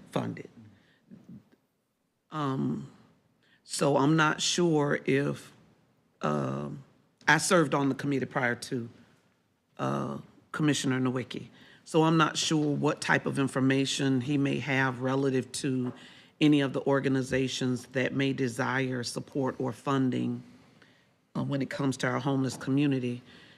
But I would just caution that if there is a decision, a majority decision to do that, that you should also review all of the applications, not just make a decision based on what may have occurred. I've worked in the nonprofit arena, child welfare, for over 30 years with Gulf Coast. We've had times when we had a concern, because it is a very transient field. Employees come and go, funding hops around. It depends on who's in leadership, who's heading DCF as it relates to who the primary funder is in the community. It's a whole lot of things. So at any given point in time, any organization could have something that's going on within their organization that they need to deal with. Eckerd at one point, then it went over to directions for living. Like I said, I worked for Gulf Coast. We had our share of things where something may have happened, employees may have done something wrong, but that did not delineate our entire operation to be removed from funding consideration. So my suggestion, my strong suggestion would be, if you're going to do that, and if you say that you want it to come before the commission, that means that this commission should also read the proposals, because you would be making a decision to remove someone not having all the full information. That would just be my decision. I personally am not going to support it, but I'm just saying, if you're going to do that and you want to be responsible, you need to be able to say, this is why, da-da-da-da-da. You know, typically it's what have they done that has been an issue or concern related to staffing, finances, auditing, things like that with the county, because you're talking about county money, or, you know, anything that we affiliate ourselves with. So I would just caution, just provide that caution. Okay. Thank you, Mr. Chair. Thank you, Commissioner Flowers. Commissioner Eggers. Yeah, so from the perspective of the delay, so let's say we approve this today and you're off and running, or we come back in 2 weeks just to say, okay, here are the ones that we're going to do, and we had no issues with any of the groups, in your all's opinion. I mean, are we just talking about a 2-week delay here, or what's the, I mean, what, I just want to make sure I understand what the ultimate delay will be if we wait. And If you have a 2-week window to where they're going to submit proposals, Yes, sir. then you're going to have to score those. Yes, sir. So at the minimum, this would push it out to the March 25th meeting. But they're going to do that anyway, right? They are. I'm just saying it can't come back in 2 weeks. I understand. 'cause they have That's time. fine, that's Yeah, fine, but so- I just wondered what that delay would have caused, that's all. So if it was going to be back here on the 28th, or if we said yes today and you got to the 15th of March, what kind of, you know? It's just delaying getting the money into the nonprofits' hands to start their services. There is no time, there's no deadline that we have to have our grant agreement or anything back to HUD. It just delays getting the funds in the hands of the nonprofits to start providing the services. Okay. Don? Yeah, Commissioner, I just want to point out, I want to echo Commissioner Flowers to some extent. I would recommend that you have a clear articulable basis for excluding an entity that we can enunciate clearly to differentiate them from all others, so that you have it will make it far more defensible should we be challenged on this in the future. So I just wanted to point that out. Commissioner Eggers. Yeah, but again, if you all bring back to us the list of folks that you're recommending based on your professional investigation, then it's pretty clear, and you've articulated the different groups that are getting the funding, and it's a little bit more transparent at the time. And if somebody has some issue, that's a different item that we'll have to deal with. But I just think it just makes it a little more transparent, and I don't have a problem with that, but I am going to stick to pretty closely to what staff is recommending when they come back, just for information. Okay. Commissioner Nowicki. Yeah, based off what my, colleagues are saying, I wasn't trying to, target a specific, nonprofit. It was just, which I don't even serve on the executive board for the COC. They sent, the whole executive board sent the letter that at our next meeting, the whole board would be determining whether to terminate HLA as the lead agency or to give them a stringent list of real contingencies to meet. So, I mean, that letter from the executive board had nothing to do with me. I just wanted to, put that open for us to understand. But, I agree with Commissioner Flowers and Commissioner Eggers of getting a whole list ranked and getting that in front of the board for us to vote on for transparency purposes, so we know where the money's going. So maybe I'll make the motion to amend the resolution that staff would come back with the list for us to approve on. I'll second that motion. Okay. Were you the original maker of the motion? No, so Commissioner, it was Commissioner Flowers had the, oh, who made the original motion? Because we, do you remember, Darrell? The original motion was Flowers on Lavala, first and second, but it wasn't voted on. Okay, so Flowers and Laval. So, all right, so unless Commissioner Flowers, I believe, wants to amend her motion. I will accept the friendly amendment to the motion. Okay, great. Commissioner, I second the okay. friendly amendment to the motion. All right, well, we have two friendly amendments. Okay, great. The rookie is learning. Bring it back. Okay. Okay, so, so the motion on the floor then would be for staff to score the applications and then bring them back to us for approval. Yep. Okay, all right. Any further comments or discussion? Okay, if we could bring up the voting card.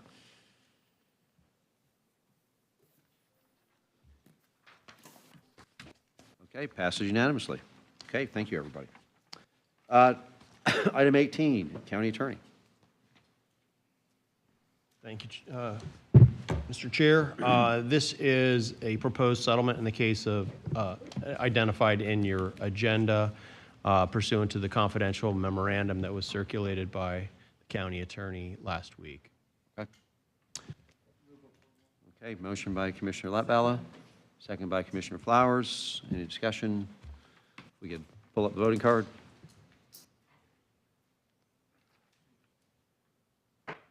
Passed unanimously. Thank you. Any county attorney reports? No reports. Okay. Mr. County Administrator. Only one item. I just want to wish Barbara all the best as she embarks on her next career, and we appreciate her service and just wish her the very best. Second that.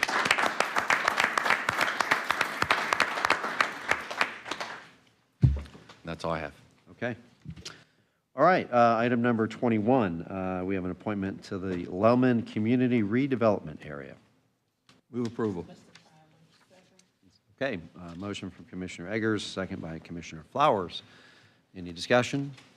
We could bring up the voting.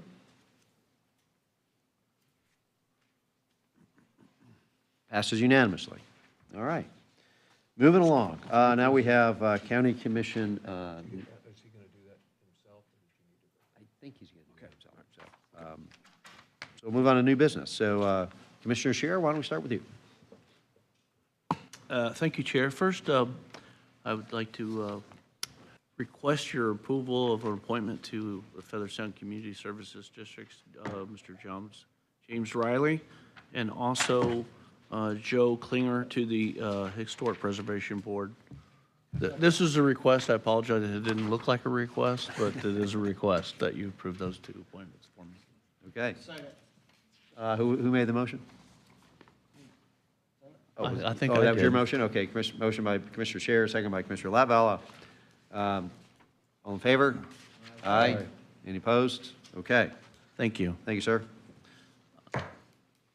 Oh, okay. Also, I would just wanted to let you know the last few weeks has been very exciting. At the inauguration weekend in Washington, D.C., I was actually able to meet with Senator Ron Paul and talk to him about FEMA and the 50% rule. And he was very interested because, you know, a lot of his residents live on the Ohio River. And so he was very concerned about that as well as insurance. I was able to attend the Treasure Island public meeting on the erosion control line, which is very important and it's moving along very smoothly, I think. Very interesting. I got to meet with the mayor of San Pedro Belize, who came to Clearwater on a mission trip, and he would like to pursue a sister city agreement with the city of Clearwater. The Marine Aquarium in Clearwater does a lot of work in his city, and they have joint research projects going on down there. It's my understanding they have the largest reef, a natural reef in the Western Hemisphere. So it's pretty interesting. I got to meet with I got to meet with the EverHealth and get to see what they're doing in our community and the free programs they have to help the uninsured. I got to go to my first CJIS board meeting, which was much larger than I anticipated. It was a great meeting. I got to attend my first PSTA meeting. I thank you for putting me on those boards. It's very interesting work that those boards are in. Also, I would like to say that I wanted to thank you, Commissioner Flowers, for inviting me to the Harriet Tubman sculpture reveal at the African American Museum in St. Petersburg. It's been a while since I had a history class, and I was reminded to how much of an American hero and a patriot she actually was. So thank you for that invitation. I enjoyed being there. And I got to tour Morton Plant Clearwater Hospital, and I got to ride along with our code enforcement officers last week, and that was very interesting. They do a lot of hard work for the county, and I appreciate it very much. And that's kind of my... Great. Thank you, Commissioner Sheriff. Commissioner Liddell. Thank you, Mr. Chair. I wanted to echo my congratulations to Barbara. And hopefully, we do not have another hurricane press conference in the next few years. But in the event that we do, I hope that Barry will bring her back because she was really good at those press conferences. So I wish her well in her next endeavor. We all participated in the joint legislative delegation meeting. The Clearwater Ferry had their kind of grand opening maiden voyage with PSTA. That was a lot of fun, great way to spend a Friday afternoon. The Florida Holocaust Museum had their annual dinner a week or two ago. That was, that's always a very neat experience. And speaking of history, there's a lot of history that the museum provides. And they do a wonderful job. And there's, I believe, 3 Holocaust museums in the nation, and the big ones are us in New York. So the museum in St. Pete, if you've never been there, go check it out. They're currently closed for renovations, but they will be open, I believe, in April or May. And they also have a boat there when they reopen that was used in, I believe, Denmark during the Holocaust that they unveiled at the dinner a couple years ago that is fascinating. Yak toured the 911 center last week and got to meet a lot of those folks. And they told the students about what all they did during the hurricane.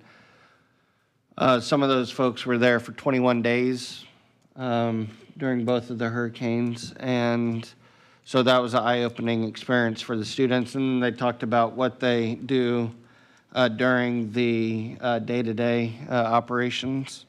I was with the chair yesterday at Florida Seating, which is a large business in the High Point area that employs 83 employees, and they provide seating for the hospitality industry, whether it's hotels, restaurants, the Tampa Bay Rays, et cetera.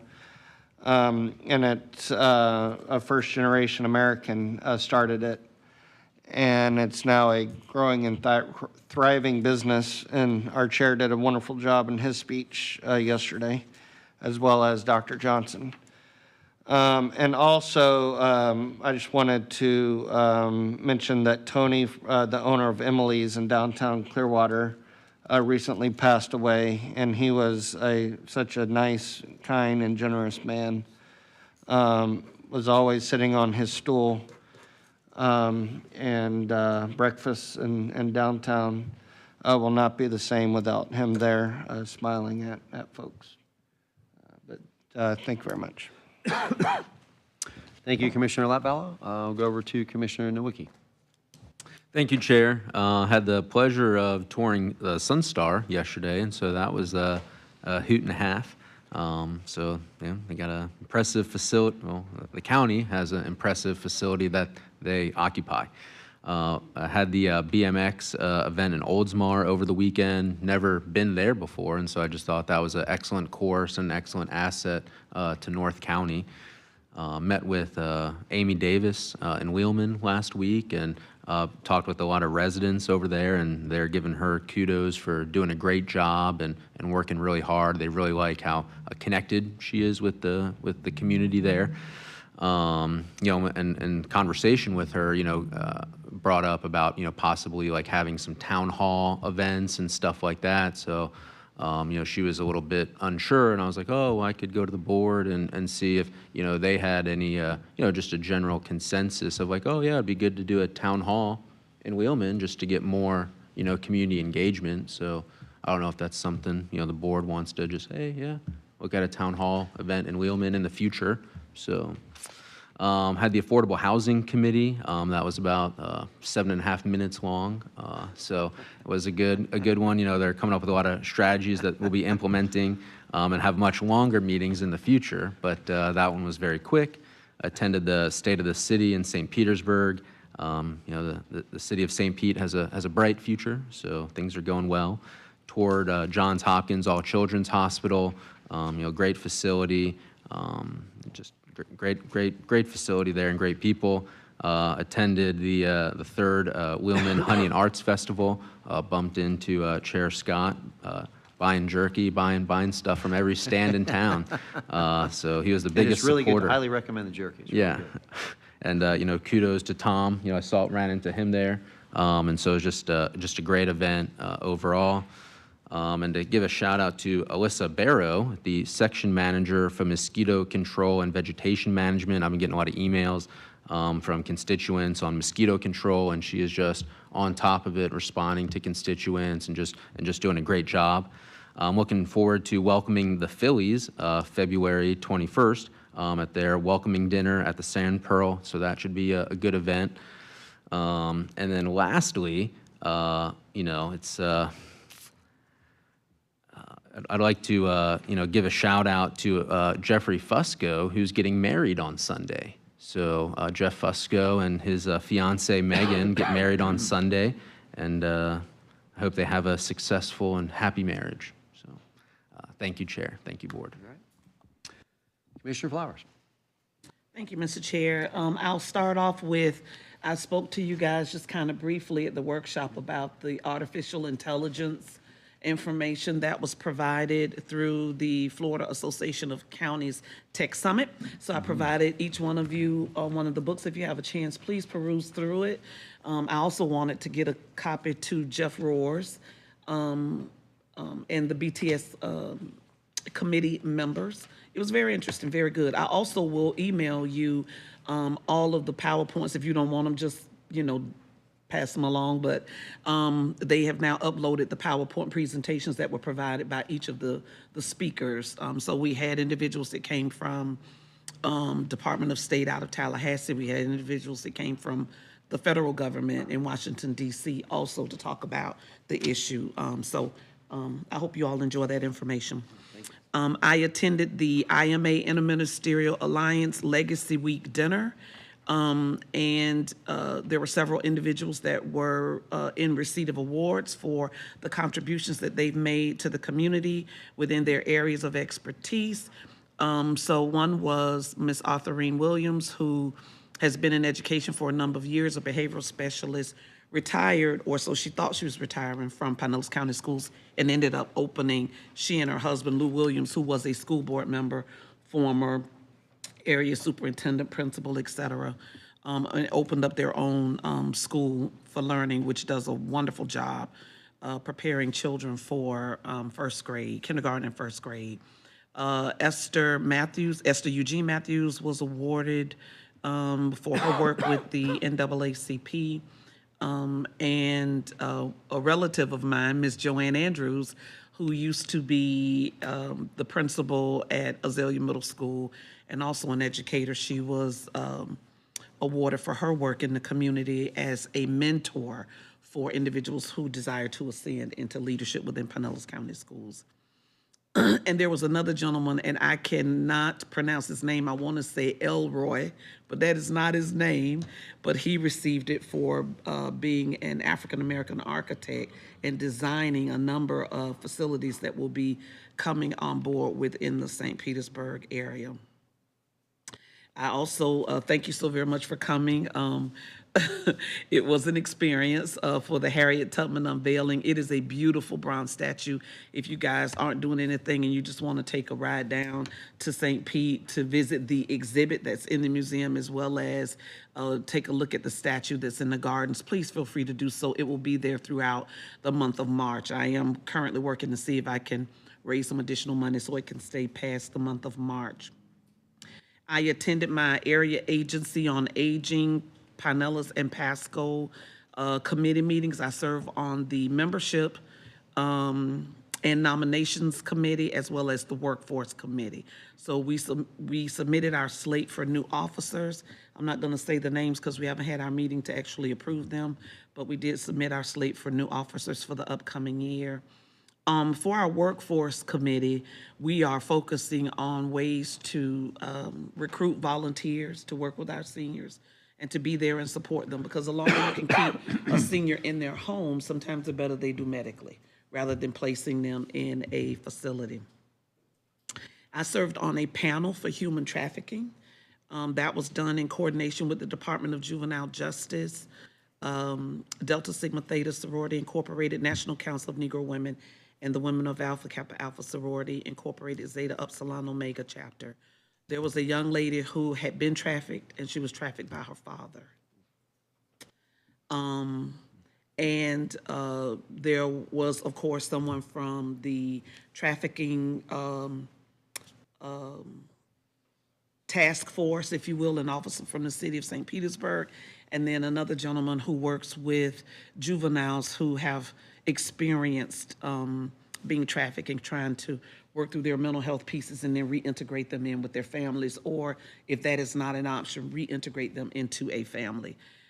It was a very touching and moving presentation to hear someone talk about what their father did and selling her to his friends, and the extent by which she has just made a 360-degree turn in her life and is now using that when other young ladies are rescued and walking them and helping them through that reintegration process. So she's a beautiful lady. If you ever get a chance to hear her speak, I would encourage you to do so. I had a chance to talk to Mike Twitty on the phone too, just trying to get a better handle and a better understanding, because we have individuals that come to us, they're upset because their taxes have increased on their home, property taxes. And so just trying to get a better understanding of how those valuations and adjustments are made. Used to serve on the value adjustment board, so I know when they come and they're looking for a solution from us. But he also shared with me, and it was unfortunate that the bill that he was presenting last year, Senator Hooper carried the bill for him. Representative Angolia kind of killed it in the Finance and Taxation Committee. But just a way for better transparency, so that if you are buying a home and you don't have portability, you don't have homestead, you don't have all of those things, wouldn't have them for a year, making sure that there's some transparency when you're purchasing your home so that you know up front, I may pay $400 for my taxes. You're buying my home right now, you're going to be paying $2,000 for your taxes. So that they know that, and it's not such a shock. And then, you know, they come to us because this is just where they think to come. And unfortunately, there's nothing we can do. We can listen to them, but there's nothing we can do. He's working with the legislature again on this, and I told him that I will be happy to share this with the Florida Association of Counties, which I did. I called Ginger Delagal to see if there's a way, even though we've already voted on our platform, if there's a way we can integrate that into the conversation and hopefully get something there. It's not costing anyone anything. It's just saying, here's the transparency part of it. Pinellas Realtor Organization, Florida Realtor Organization had some apprehension. I get it. You know, it's not our job to tell them that they should do their own research on their homes and whatnot, but there were some realtors who supported the effort. So we'll see where that goes. Excuse me. I did attend my Tampa Bay Regional Planning Council meeting yesterday, as well as the Resiliency Subcommittee meeting. We receive a number of dollars, as you all may know, from the EPA, from the Department of State, all dealing with resiliency, climate, studying of red tide, partnering with the University of Florida, University of South Florida, just looking at ways that we could try to mitigate some of the issues and concerns that we have when it comes to flood damage, hurricanes, et cetera. We did receive a call from the Environmental Protection Agency out of Washington, D.C., telling us that the funds that we've received from them, that we need to halt and not expend or provide any services relative to some of those programs that help mitigate certain issues and concerns, red tide being one of them, until everything is clearer out of some of the president's executive orders. So that was a little sad because we were moving forward with that, just trying to be able to look at the plankton, look at the algae growth ahead of time so that we can just prepare our communities way in advance for here's what's coming. And that also allows municipal governments to prepare themselves as well. And the fishing industry, our fishing industry, or those who do, that have their boats where they take people out to fish as a recreational part. So unfortunately, that has occurred, but if there's any new news or anything that comes up with that, I'll let you know. In addition, the training for our HMEP, or our hazmat training, which is with our firefighters, we were told to halt any future services in that area until further notice. That is critical because it's not just Pinellas County, it's firefighters from the region that receive that training on how to handle oil spills or any type of chemical spills when we've had issues with certain factories and they've had to go in with their hazmat units to make sure that, you know, air particles that may have gotten out that may be of concern to people with respiratory issues and concerns, just all of that. But we've been told we need to halt that, so we are doing that and hopeful that all of that will be worked out sooner rather than later. Excuse me, we did receive a grant for $2 million, which is a planning grant. We weren't told to halt that, so we're going to move forward with our planning grant. The Phoenix, some of you may have seen the Phoenix, the Phoenix project, where it just shows what would happen if that hurricane or that surge did come into the Hillsborough County area, into our area, and what that would do and how we'd be underwater. We were providing or preparing to update that based on current information that we have from Debbie, Helene, and Milton, but we're not able to do that as well because the funding, we were told to halt the funding on that. That was kind of sad, but that's where we are. We had a chance to update our 5-year strategic roadmap. Some of those things we won't be able to do, we'll put on hold, but for the most part, the Tampa Bay Regional Planning Council will continue to address resiliency efforts within our communities. And we also received an update from the Debbie, Helene, and Milton post-hurricane impact and recovery session that was held on December 2nd of last year. And it was kind of a recapping and gave us the opportunity to look at best practices, what went well, what didn't go well within our communities. So if you're interested in that, I do have the full report. If you desire it, just let me know and I'll make sure a copy gets to you. And then our issue in brief, we've started back getting that out. That just talks about the chemicals that are present and what we're doing to try to find some resolve in those chemicals within Tampa Bay. The Pinellas Opportunity Council will hold their annual breakfast, fundraiser breakfast, February 28th at the St. Petersburg College All-State Center. So if you're interested in attending that, it starts at 7:30 in the morning. It used to be at Banquet Masters. They moved it to the All-State Center. I want to congratulate those who were recognized by Congresswoman Kathy Castor for their outstanding community service. And that is Imam Askia Muhammad Akil, used to be the executive director of the Housing Authority, and now he just works on affordable housing projects. Carla Bristol, who is over the youth farm down in St. Pete, that is doing absolutely wonderful. If you ever want to go through and tour and see, you can also pick your own fruits and vegetables from down there and take them home. But it's a really wonderful project that youth oversee and youth do. She just oversees the youth on that. And it's behind the Enoch Davis Center off of 18th Avenue South. Dr. Bob Devin Jones, who everybody knows from Studio 620, wonderful playwright, wonderful actor, wonderful activist within the community, and Dr. Hildegard Shirley. And then want to say goodbye to Leah Geis. She resigned from Career Source, Hillsborough Pinellas. Commissioner Latvala remembers her from our meetings, but she resigned, and we want to wish her all the best for whatever her next endeavors will be. And that is it for me. I know that was long, but thank you for indulging me. Well, that was a great report. Thank you very much. If you could share that report, Yes. I'd love to see it. Maybe just send it to all of us. That'd be great. Yes, I Yeah, will. I'd love to see that. Commissioner Eggers. Okay. First of all, just wanted to say that on the 22nd, which is a Saturday, have a Palm Harbor Little League opening at 10:30, competing with the Blue Jays opening at 1 o'clock in the afternoon. I think the Blue Jays are having the Yankees for their opening game.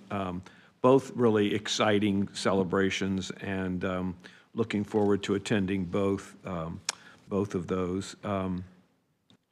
This Saturday at 10 o'clock, Whispering Souls Cemetery, the effort to get that cemetery recognized is going to have a special presentation at the cemetery, and so welcome everybody to come to that. It's going to be, I don't think it'll be long, probably an hour, half hour or so, a few conversations about the history of the cemetery, but also just a way of recognizing and making improvements to the actual cemetery itself. So, and then I really wanted to say again, thank you for that joint Pinellas, Pasco, Hillsborough County, because I think it focuses our efforts in certain areas on regional efforts. I mean, most of what we do is homegrown, but we certainly have some things on a regional basis, and I thought that was a really good meeting. And to that end, somehow along the way, I got selected by somebody to go over and speak to the West Chase Homeowners Association, which is abutting Pinellas County in Hillsborough County. And I thought, Did Chris do it? Yeah, I thought, why would they want that? And then I thought, well, maybe they, have that. There's probably just wanting some kind of the program person needed a different person to liven things up or whatever. But anyway, I'm looking forward to that regional conversation with the folks from the HOA. And also wanted to thank my colleagues for their effort and all the effort they brought to the workshop last week in our strategic planning, because it did take a lot of thought process preparing for that meeting. And on that same front, I wanted to thank each of you, because I'm listening to all your reports and all the places that you're going to and all the places that you're trying to educate yourself on in this county. I just can't thank you enough for that. That's really important stuff. And then there was an AmSkills letter of requesting support for state appropriation, and I think it probably would be a good idea, Barry, if we can maybe have a 20-minute, half-hour piece on a workshop to let them come in and talk a little bit about AmSkills and what they do and what their effort has been and what it is now and the kinds of good work that they do, so that we can, in the future, we have new commissioners and in the future can really get behind that program. Pasco County has 100% embraced that program. And I think the move from the East Lake and North County area down to Laleman has really put AmSkills in a much better position to deliver on what they're supposed to be doing, and I really appreciate those efforts. So I'd maybe like to see that as well. I guess the last couple of things I would say is, first of all, to Barbara, thank you again for everything. Congratulations. She continued to raise the standards of her department at the same time, listening to past commissions on how they would like to see things be different. So you were bringing your own standards, but also morphing in the things that we were looking to do. So I really appreciate that effort. I'm looking to good things from Care About Me and bringing that splashing onto the Pinellas County stage with your efforts. So I wish you all the very best. And then finally, I would say that on March 1st, it's a Saturday night, a chance to say thank you to our first responders. We have a John Maroney dinner. I would encourage everybody that's listening still to consider coming there. There's certainly room at the table, and there are tables in the room for folks to buy tables as well from organizations. Basically, a chance to support the first responders because, and you know, they bring a dog just if that interests you. Come out and see the dog, but they also just have an awful lot to offer, and they pick an organization each year where the money raised goes to support that organization. And this year it's CASA. So I think I think it would be well worth your time, well worth your energy and money to come out and support that effort. And really started from John Maroney, one of our colleagues, one of your historical colleagues here at the commission, probably 10, 15 years ago at least. So anyway, and I think that is all I have, Mr. Chair. Thank you. All right. Thank you, Commissioner Eggers. Okay, I got a couple of things here. Just kind of some old business here. We need to revisit the appointment for the Early Learning Coalition. Thank you. So I conferred with Jewel after our last meeting, and there's absolutely no conflict at all with Commissioner Scheer remaining on that Move board. approval to appoint Commissioner Scheer. Second. Well, he's already on it, so. Oh, okay. Yeah, so he's already on it. He's on it as a gubernatorial. Oh, for him to, appointment. that's right. Yeah, right, Oh, but right, I'm sorry, for exactly. him to remain, please forgive me, yeah. But so Commissioner Nowicki had previously indicated some interest. I don't know if that still stands, but I know, Commissioner Mickey, did you still have an interest in doing that? Yeah, I mean, I've talked with, Faith Burnoff, who, runs the licensing department, and to Commissioner Peters' point, I think from our last meeting, said it really just makes sense to have the person that's on the licensing board to serve on the Early Learning Coalition. And so it's my understanding also from Jewel that Commissioner Scheer could still serve in his capacity as and then it wouldn't be a problem for this board to also appoint me from the board representative. So I'm happy to do it and ready to dive in. And Faith, thinks it's a great idea as well. So. Well, I think we're probably ready to volunteer you. So, so do we have a motion to appoint Commissioner Nowicki? I'll make a motion to appoint Commissioner Nowicki to the Early Learning Coalition Board. How about a second, since he beat you to the punch? Good with that? And I'll do a second on that. Okay. Okay. All right. All in favor? Aye. Aye. Any opposed? Okay, motion carries. All right, we can cross that one off. So Commissioner Eggers brought up AmSkills, and I wanted to just touch on that real quick, because we did get a request from AmSkills. The chair's office gets a lot of requests for letters of support and things like that. This was a request for a blanket letter of support, without any specific asks in it. And we had done one last year. Commissioner Flowers brought up some really good points on that, and whether that is really a good idea to just kind of give a blanket letter of support that could be used more than once, and theoretically for kind of whatever. Now I think we all agree AmSkills is a great organization, and they do wonderful, wonderful work in the community. But how do we, I just wanted to have a discussion about how do we sort of want to handle things like that in the future? Do we not want to do sort of a blanket letter of support, or do we want to make sure that it's for a specific ask? Or do we just want to just have them come from our offices individually? I mean, just wanted to sort of have a conversation and sort of get the mood of what is all in your minds there. So, Commissioner Flowers? Yeah, I don't mind doing the letter of support. I mean, AmSkills is wonderful. They do a great job with Pinellas Technical College. Those students win awards, left and right in all categories.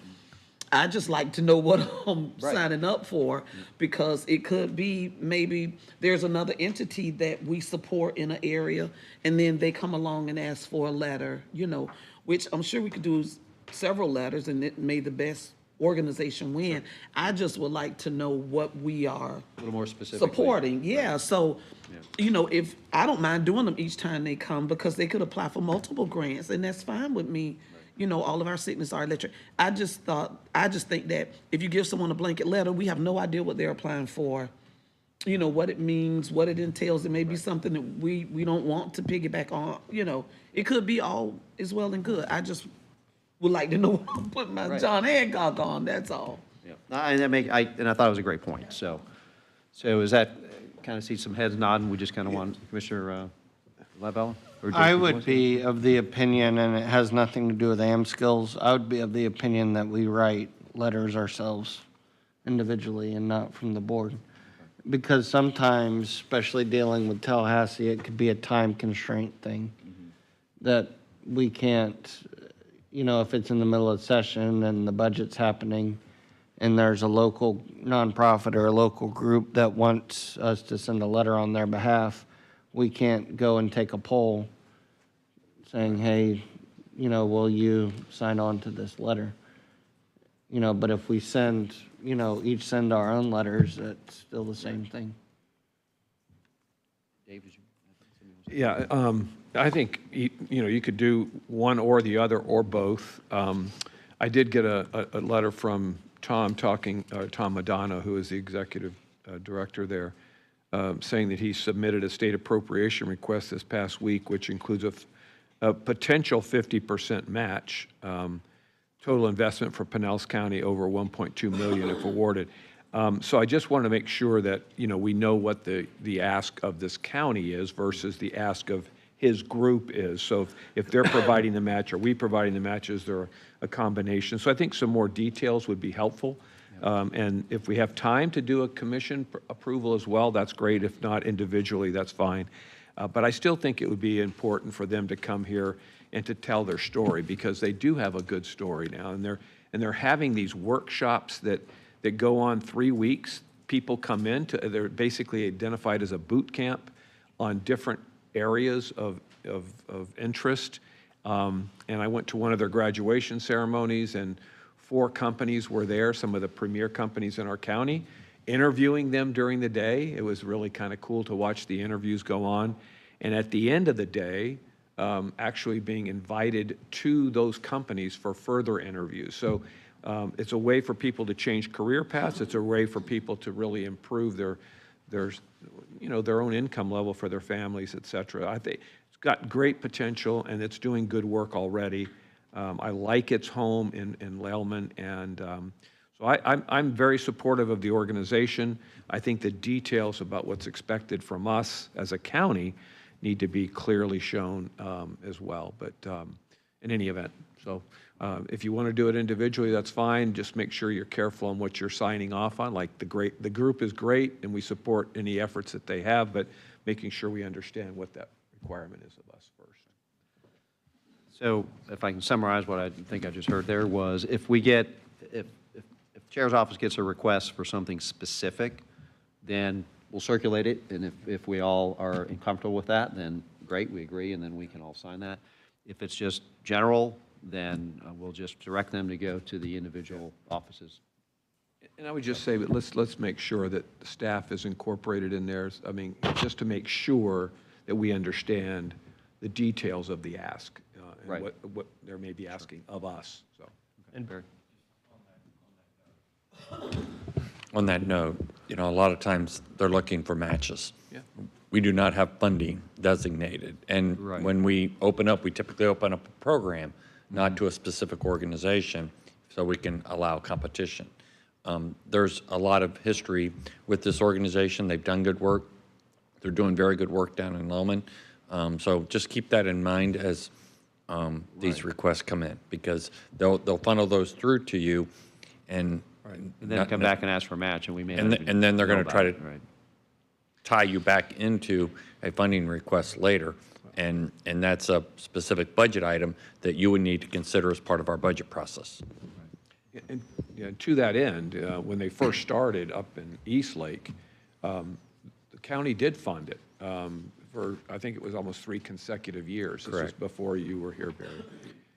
And it was, again, I think it was money, at the wrong time of development. Now they've kind of gotten to in a new place, and I think they're doing really well. And the expansion of what their efforts are in this county has really been, I think, I won't say remarkable, but I think really, really good, and it's something that we need to look at. And that's why I mentioned circulating it through staff as well, so that we're clear what that ask is. That's all. Great point. Commissioner, I just urge caution. I'm not entirely clear on the mechanism you're talking about here. Just be careful with sunshine law issues. You can't agree to something by just circulating a document around. It needs to come back to an open meeting. So if it's a general statement and everybody's in consensus that you guys can, that you as the chair can go ahead and sign that, that's fine. But if it requires kind of input to come back to you, we need to bring it to a meeting. And that's, that's relating to a commission support. Correct. Right. As opposed to an individual saying they support the organization. Correct. And that's why I was more towards doing it individually. And the other thing that I'll add about Tallahassee is, for years, the warning has been, member projects will be declining due to the budget. And that's been kind of the word this session too. But there has been warnings that the state economy will be declining at some point in future years. And just I can tell you from experience, several years ago when I was a budget chair of a silo, we had hundreds of millions of dollars in this. I think it was it was when I was the education budget chair, hundreds of millions of dollars in education budget projects. And I could dole out a certain amount of money. Well, the discretionary money that I had was nowhere near hundreds of millions of dollars. It was a fraction of that. And, what I would tell people is, hey, your project is 100,000, well, you take 50,000 or 25,000. And if they said no, I'd say, okay, well, it goes in the dumpster. Or in the trash. And so, just be mindful when you're, advocating, and it has nothing to do with what Commissioner Eggers brought up, but when we're advocating for money from Tallahassee, they have a large reserve fund, but it does, just like our budget, it doesn't grow on trees up there. It doesn't. And so, Like $36 trillion in deficit. it's not, they have to balance their budget, so. All right, well, then, let me reframe that then. So I think if the chair's office gets a request for a joint letter, we'll discuss it here. If you get requests individually, run it through staff, run it through staff legal, make sure it makes sense, and do your own thing. That all sound good? All right, okay. Thank you. Next item I want to bring up before I get into my activity stuff, and I'll try to be brief on that, is Mr. Ronald Walker continues to come here and public comment and suggesting that we're being stolen from. And last night he sent an email out to all of us that, I don't know, maybe it was just me, but quite honestly, it kind of irked me a little bit, somewhat suggesting that, we all are aware that this theft is going on and we're not doing anything about it. And he's suggesting that all we have to do is just, enter into a contract for a prearranged finder's fee, and it'll let us know about all of this money that we're being stolen from, which to me seems somewhat disingenuous, personally. I think if he's that concerned of a taxpayer and he has evidence of fraud, waste of use, theft, whatever, he should send that to the sheriff, and he should send that to the IG's office.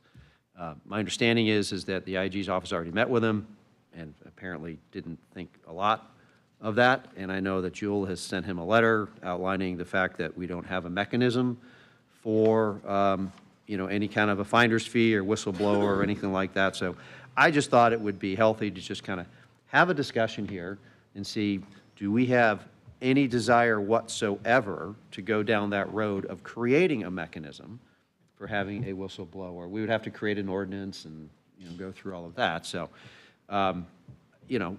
however we decide here doesn't mean that Mr. Walker may not, certainly has his rights to come in at every meeting and read us War and Peace in 3-minute intervals if he wants to. But is there any desire at all from this commission to go down that road at all, or to try to take any action on this whatsoever? So, I have no Commissioner problem. Flatvella. Okay, excuse me, go ahead. I mean, one of the bedrocks of our democracy or our republic is the First Amendment, and it provides citizens to spend their 3 minutes however they wish. And we get some interesting ones. I mean, even today it was questioned on somehow that we're unchristian or something relating to the fluoride issue, just because we put our hand on the Bible, and now if we don't take a certain vote and we don't take fluoride out of the water, we have an answer in eternity for that, which I'm going to have to talk to a pastor about that because I don't understand. But anywho, back to the subject at hand. When he first came, I talked to Joel about it.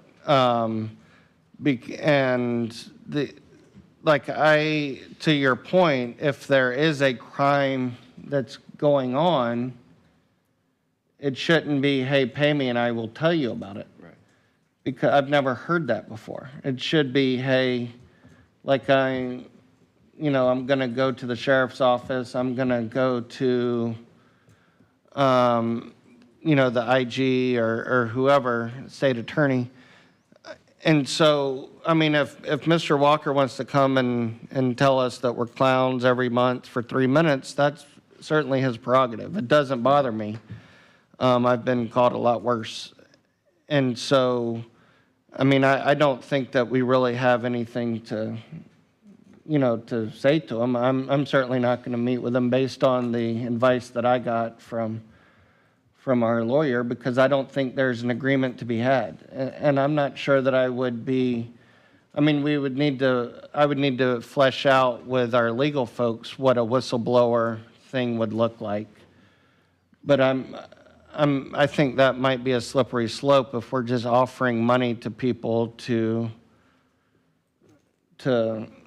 bring us information. And I don't even know what his, where the so-called theft is coming from him. And I think that, to your point, I think Jewel has talked to him.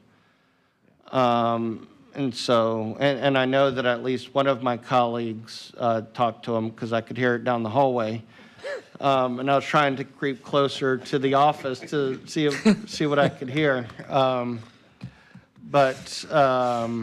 Yeah, I don't have, and I have an open door policy, but there's nothing for him. I mean, there's nothing really for us to discuss with him. If he wants to come and share his 3 minutes on that, that's fine, but that doesn't mean we have to entertain him. No, I appreciate that. And part of my thinking on having this discussion was anybody in the public that's watching this is sitting there going, well, this guy's telling them every month that they're being stolen from. Right. And then in his email was a little suggestive that we know about it and we're just shirking our responsibilities. And that is not the case. So, Dave? Yeah, for me, it's almost like, we all here believe in openness. We all believe in our IG. We all believe in getting people that are doing bad things and wrong things caught and dealt with. I have no idea, like from the League of Counties, is there organizations that have some kind of whistleblower policy? I have no idea, and I certainly don't want to be a trailblazer on that. I think residents of this county, if they see or sense issues, I don't think there's any hesitancy about turning it in. So I think people with good hearts and good thinking of the greater good for this county and the residents that live here, will turn people in, whether it's to the sheriff or to the IG or whoever. I just don't have any clue whether we'd be the first one ever, or it's done throughout counties in the state. So that's all I've got on it. So. And I have a question for Don. I thought whistleblowers normally are like employees. Could they be citizens too? There are a couple of different kind of frameworks that are out there. The federal government has what are called, they're usually framed more in terms of False Claims Act kind of situations. The federal government and the state government both have their own independent false claims approaches. Now, it sounds a little funny, but a false claim is very broad, and it can be all kinds of things. Presenting a bill to the government you know to be false or to be padded, that kind of thing could get into that. But they're limited the way those are written, as this is for the federal, obviously, it's making a false claim to the federal government. We certainly don't fall into that. For the state, it's limited to making a false claim to the state or one of its agencies. By the definitions, we aren't included in that. I have done brief looks, and I know Jewel has looked a little bit at this. There are a few and a handful of municipalities that have apparently created their own false claims frameworks. To our knowledge, they've never been used, and there is some questionable foundations for the authority to do some of these things. Now, the county has broad home rule authority, and there's a possibility we could get into this. What I would caution, however, is, and I'm going to use the federal qui tam, and by the way, qui tam is a Latin term that means on behalf of the king. There are provisions in these false claims programs that allow someone who becomes aware of illegal activity to come forward and sue. They can literally come in and sue on behalf of the entity who's being defrauded, is the word I'll use here. Then the entity has the option to come in and decide whether or not to intervene in that litigation, et cetera, et cetera. There's a lot of administrative lifting and legal work that go into turning the crank on a program like this. Now, given the vagaries of any particular claim, not talking about any particular one at this moment, they could have absolutely no merit whatsoever, or they could be something that's legitimate. The facts are very widely variable. And without the information, from my understanding, the current situation we're talking about, this gentleman has given no facts. $125,000 a month, I think, is the most precise fact that we've heard thus far. There's no other indication as to what this claim could be about that, as far as I know, has been presented to any county officer or the clerk's inspector general for even any kind of basic evaluation to be done. So again, on the micro, that's the status of that. On the macro, you're opening up potentially a program that hasn't really been used much that could create a whole other layer of bureaucracy and effort for who knows what level of return. Recovery, right. And I know that was probably a lot more than you wanted to hear, but That was great. That was a great, Okay. right. Barry?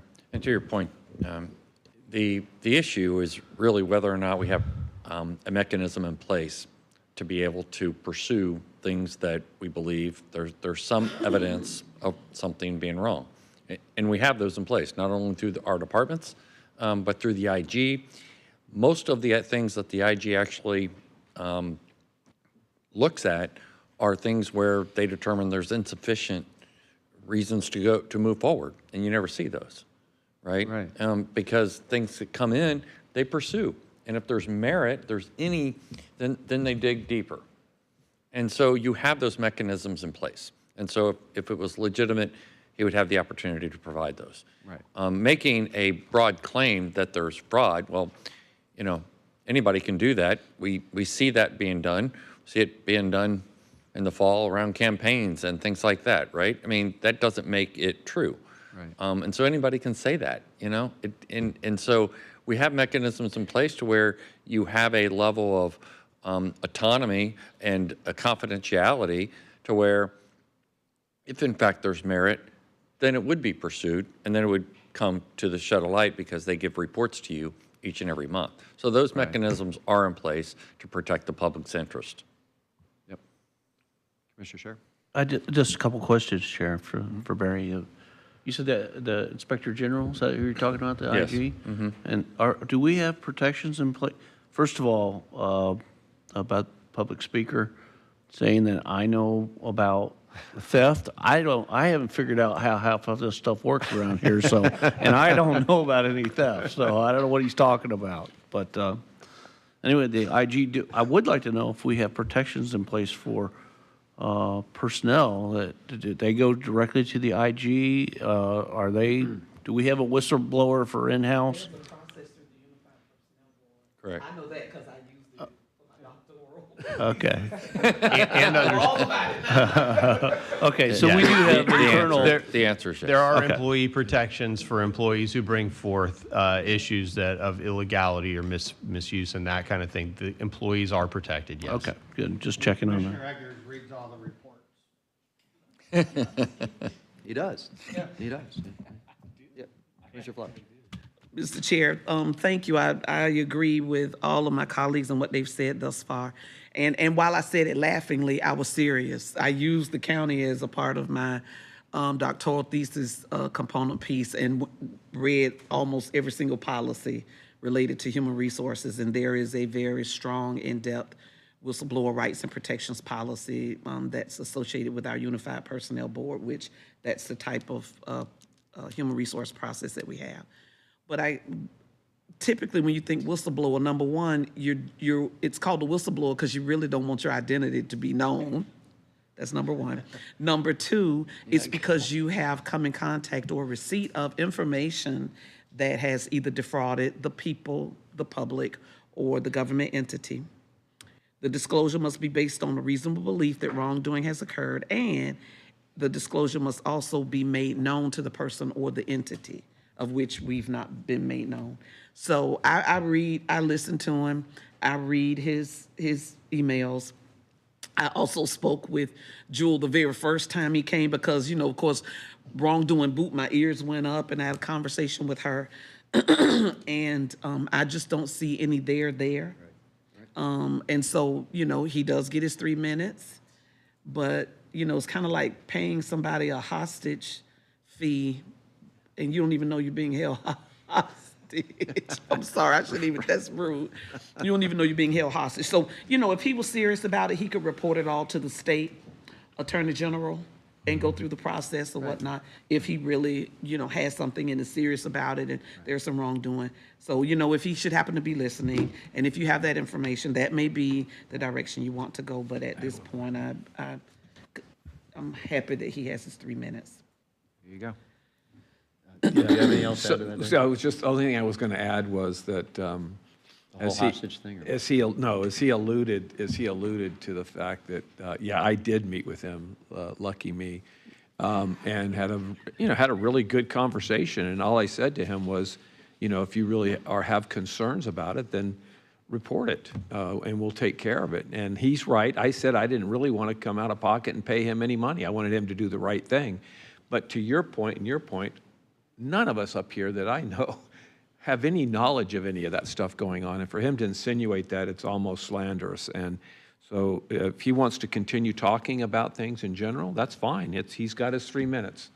But again, I think he needs to be careful about insinuating that we know about things. And that's just absolutely not true. He may know about things, and therefore he thinks we do, or we could know about those same things, then he needs to do what's right. That's all I've got.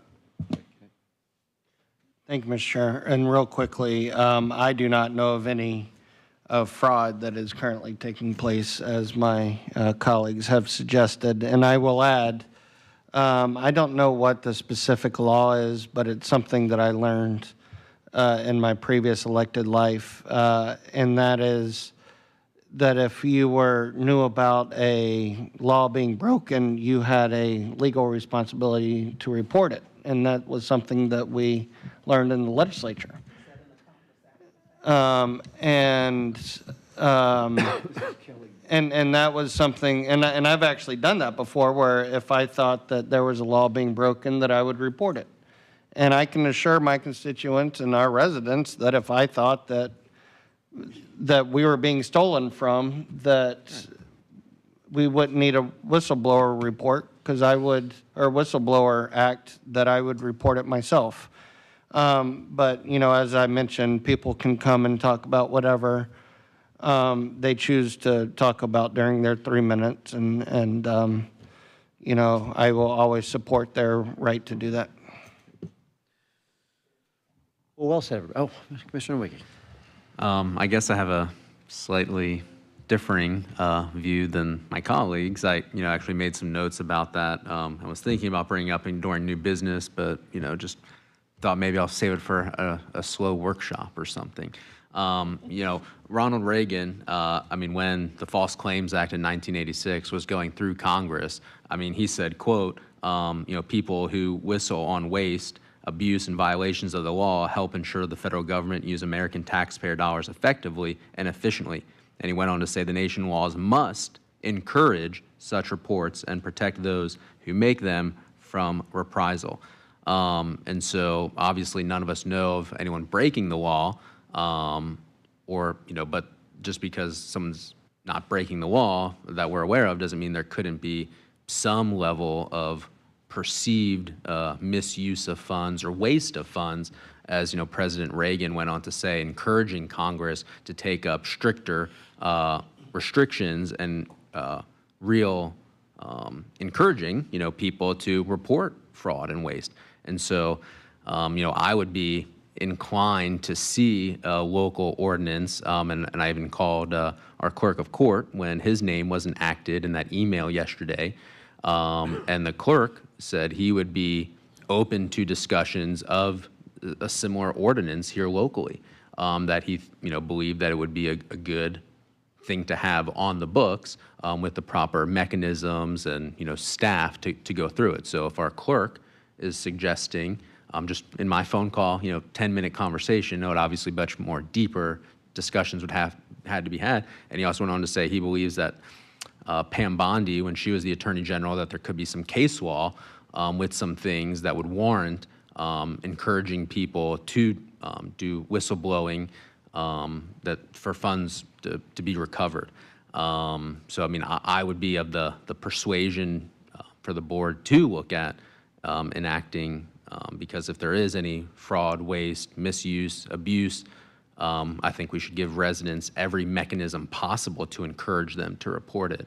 And that's just my flavor or unique perspective, as some would like to say.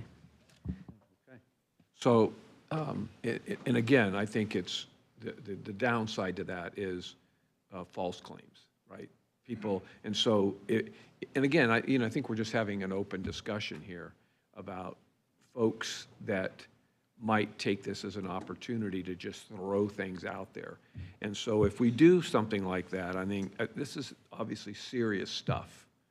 And folks that do that kind of thing have to understand that there are consequences to basically accusing people with no grounds and opening up a lot of issues. So if we were to go down that path to have the discussion, I think there needs to be a counterpart to that. That's, if there's reckless use of that, what ramifications might come from that? Because again, you ruin a person's reputation like that, and over something that may be true or may not be true.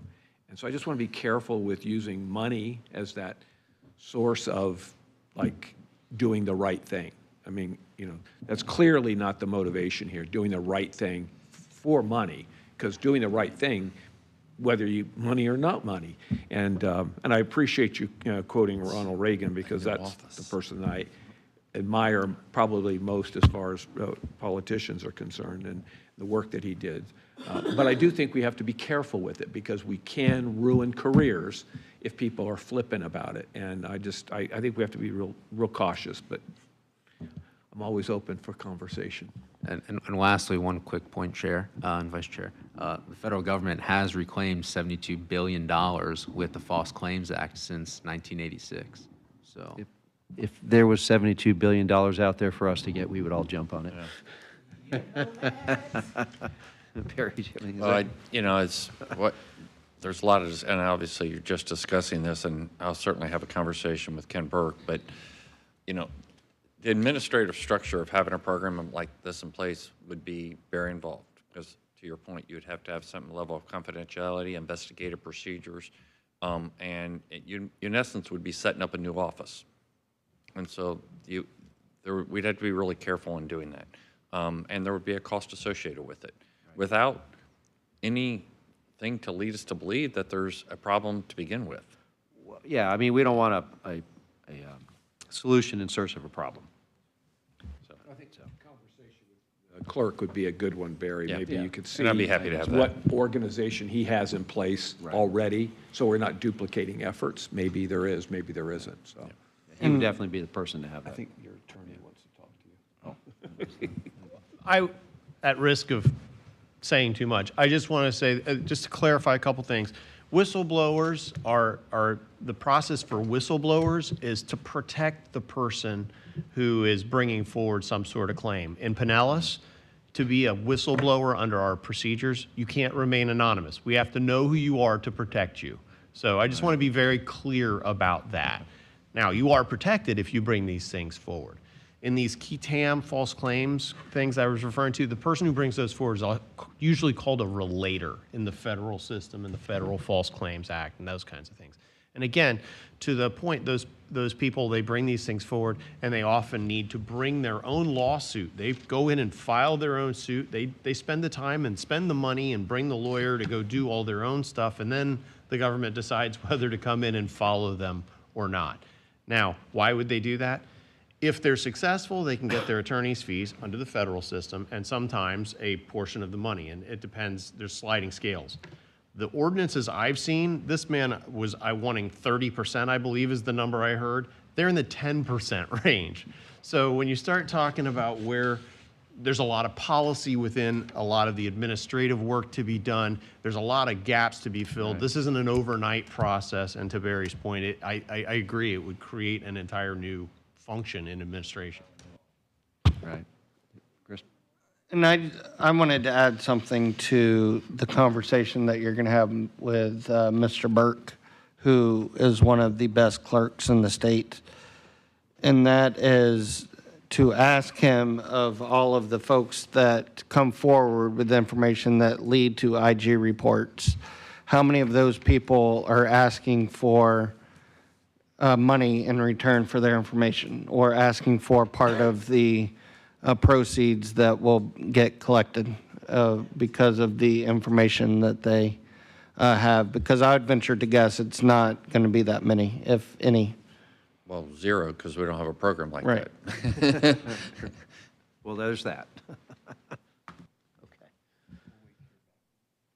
All right, well, I guess have a conversation with Ken and bring it back to us. And I appreciate that discussion, but I think we beat it to death. All right, so I'll be very... Let's talk about Mr. Pound. Yes, yeah, no, we're not going there. All right, so first of all, before I forget, I want to make sure I thank Deputies Winnickinson and Butterfield for keeping us safe today. Thanks, guys, appreciate it very much. Since we last met, we had a PSTA board meeting, and I think yesterday was the soft launch of the grouper, the tourist-based service from Pye to Clearwater Beach. So I'll be, I think next week, I think Brad Miller and I will be doing a dog and pony show out there on the grouper, so stay tuned for that. I thought we had a good delegation meeting, and I appreciate everybody's participation. I thought we had a lot of really good discussion with that.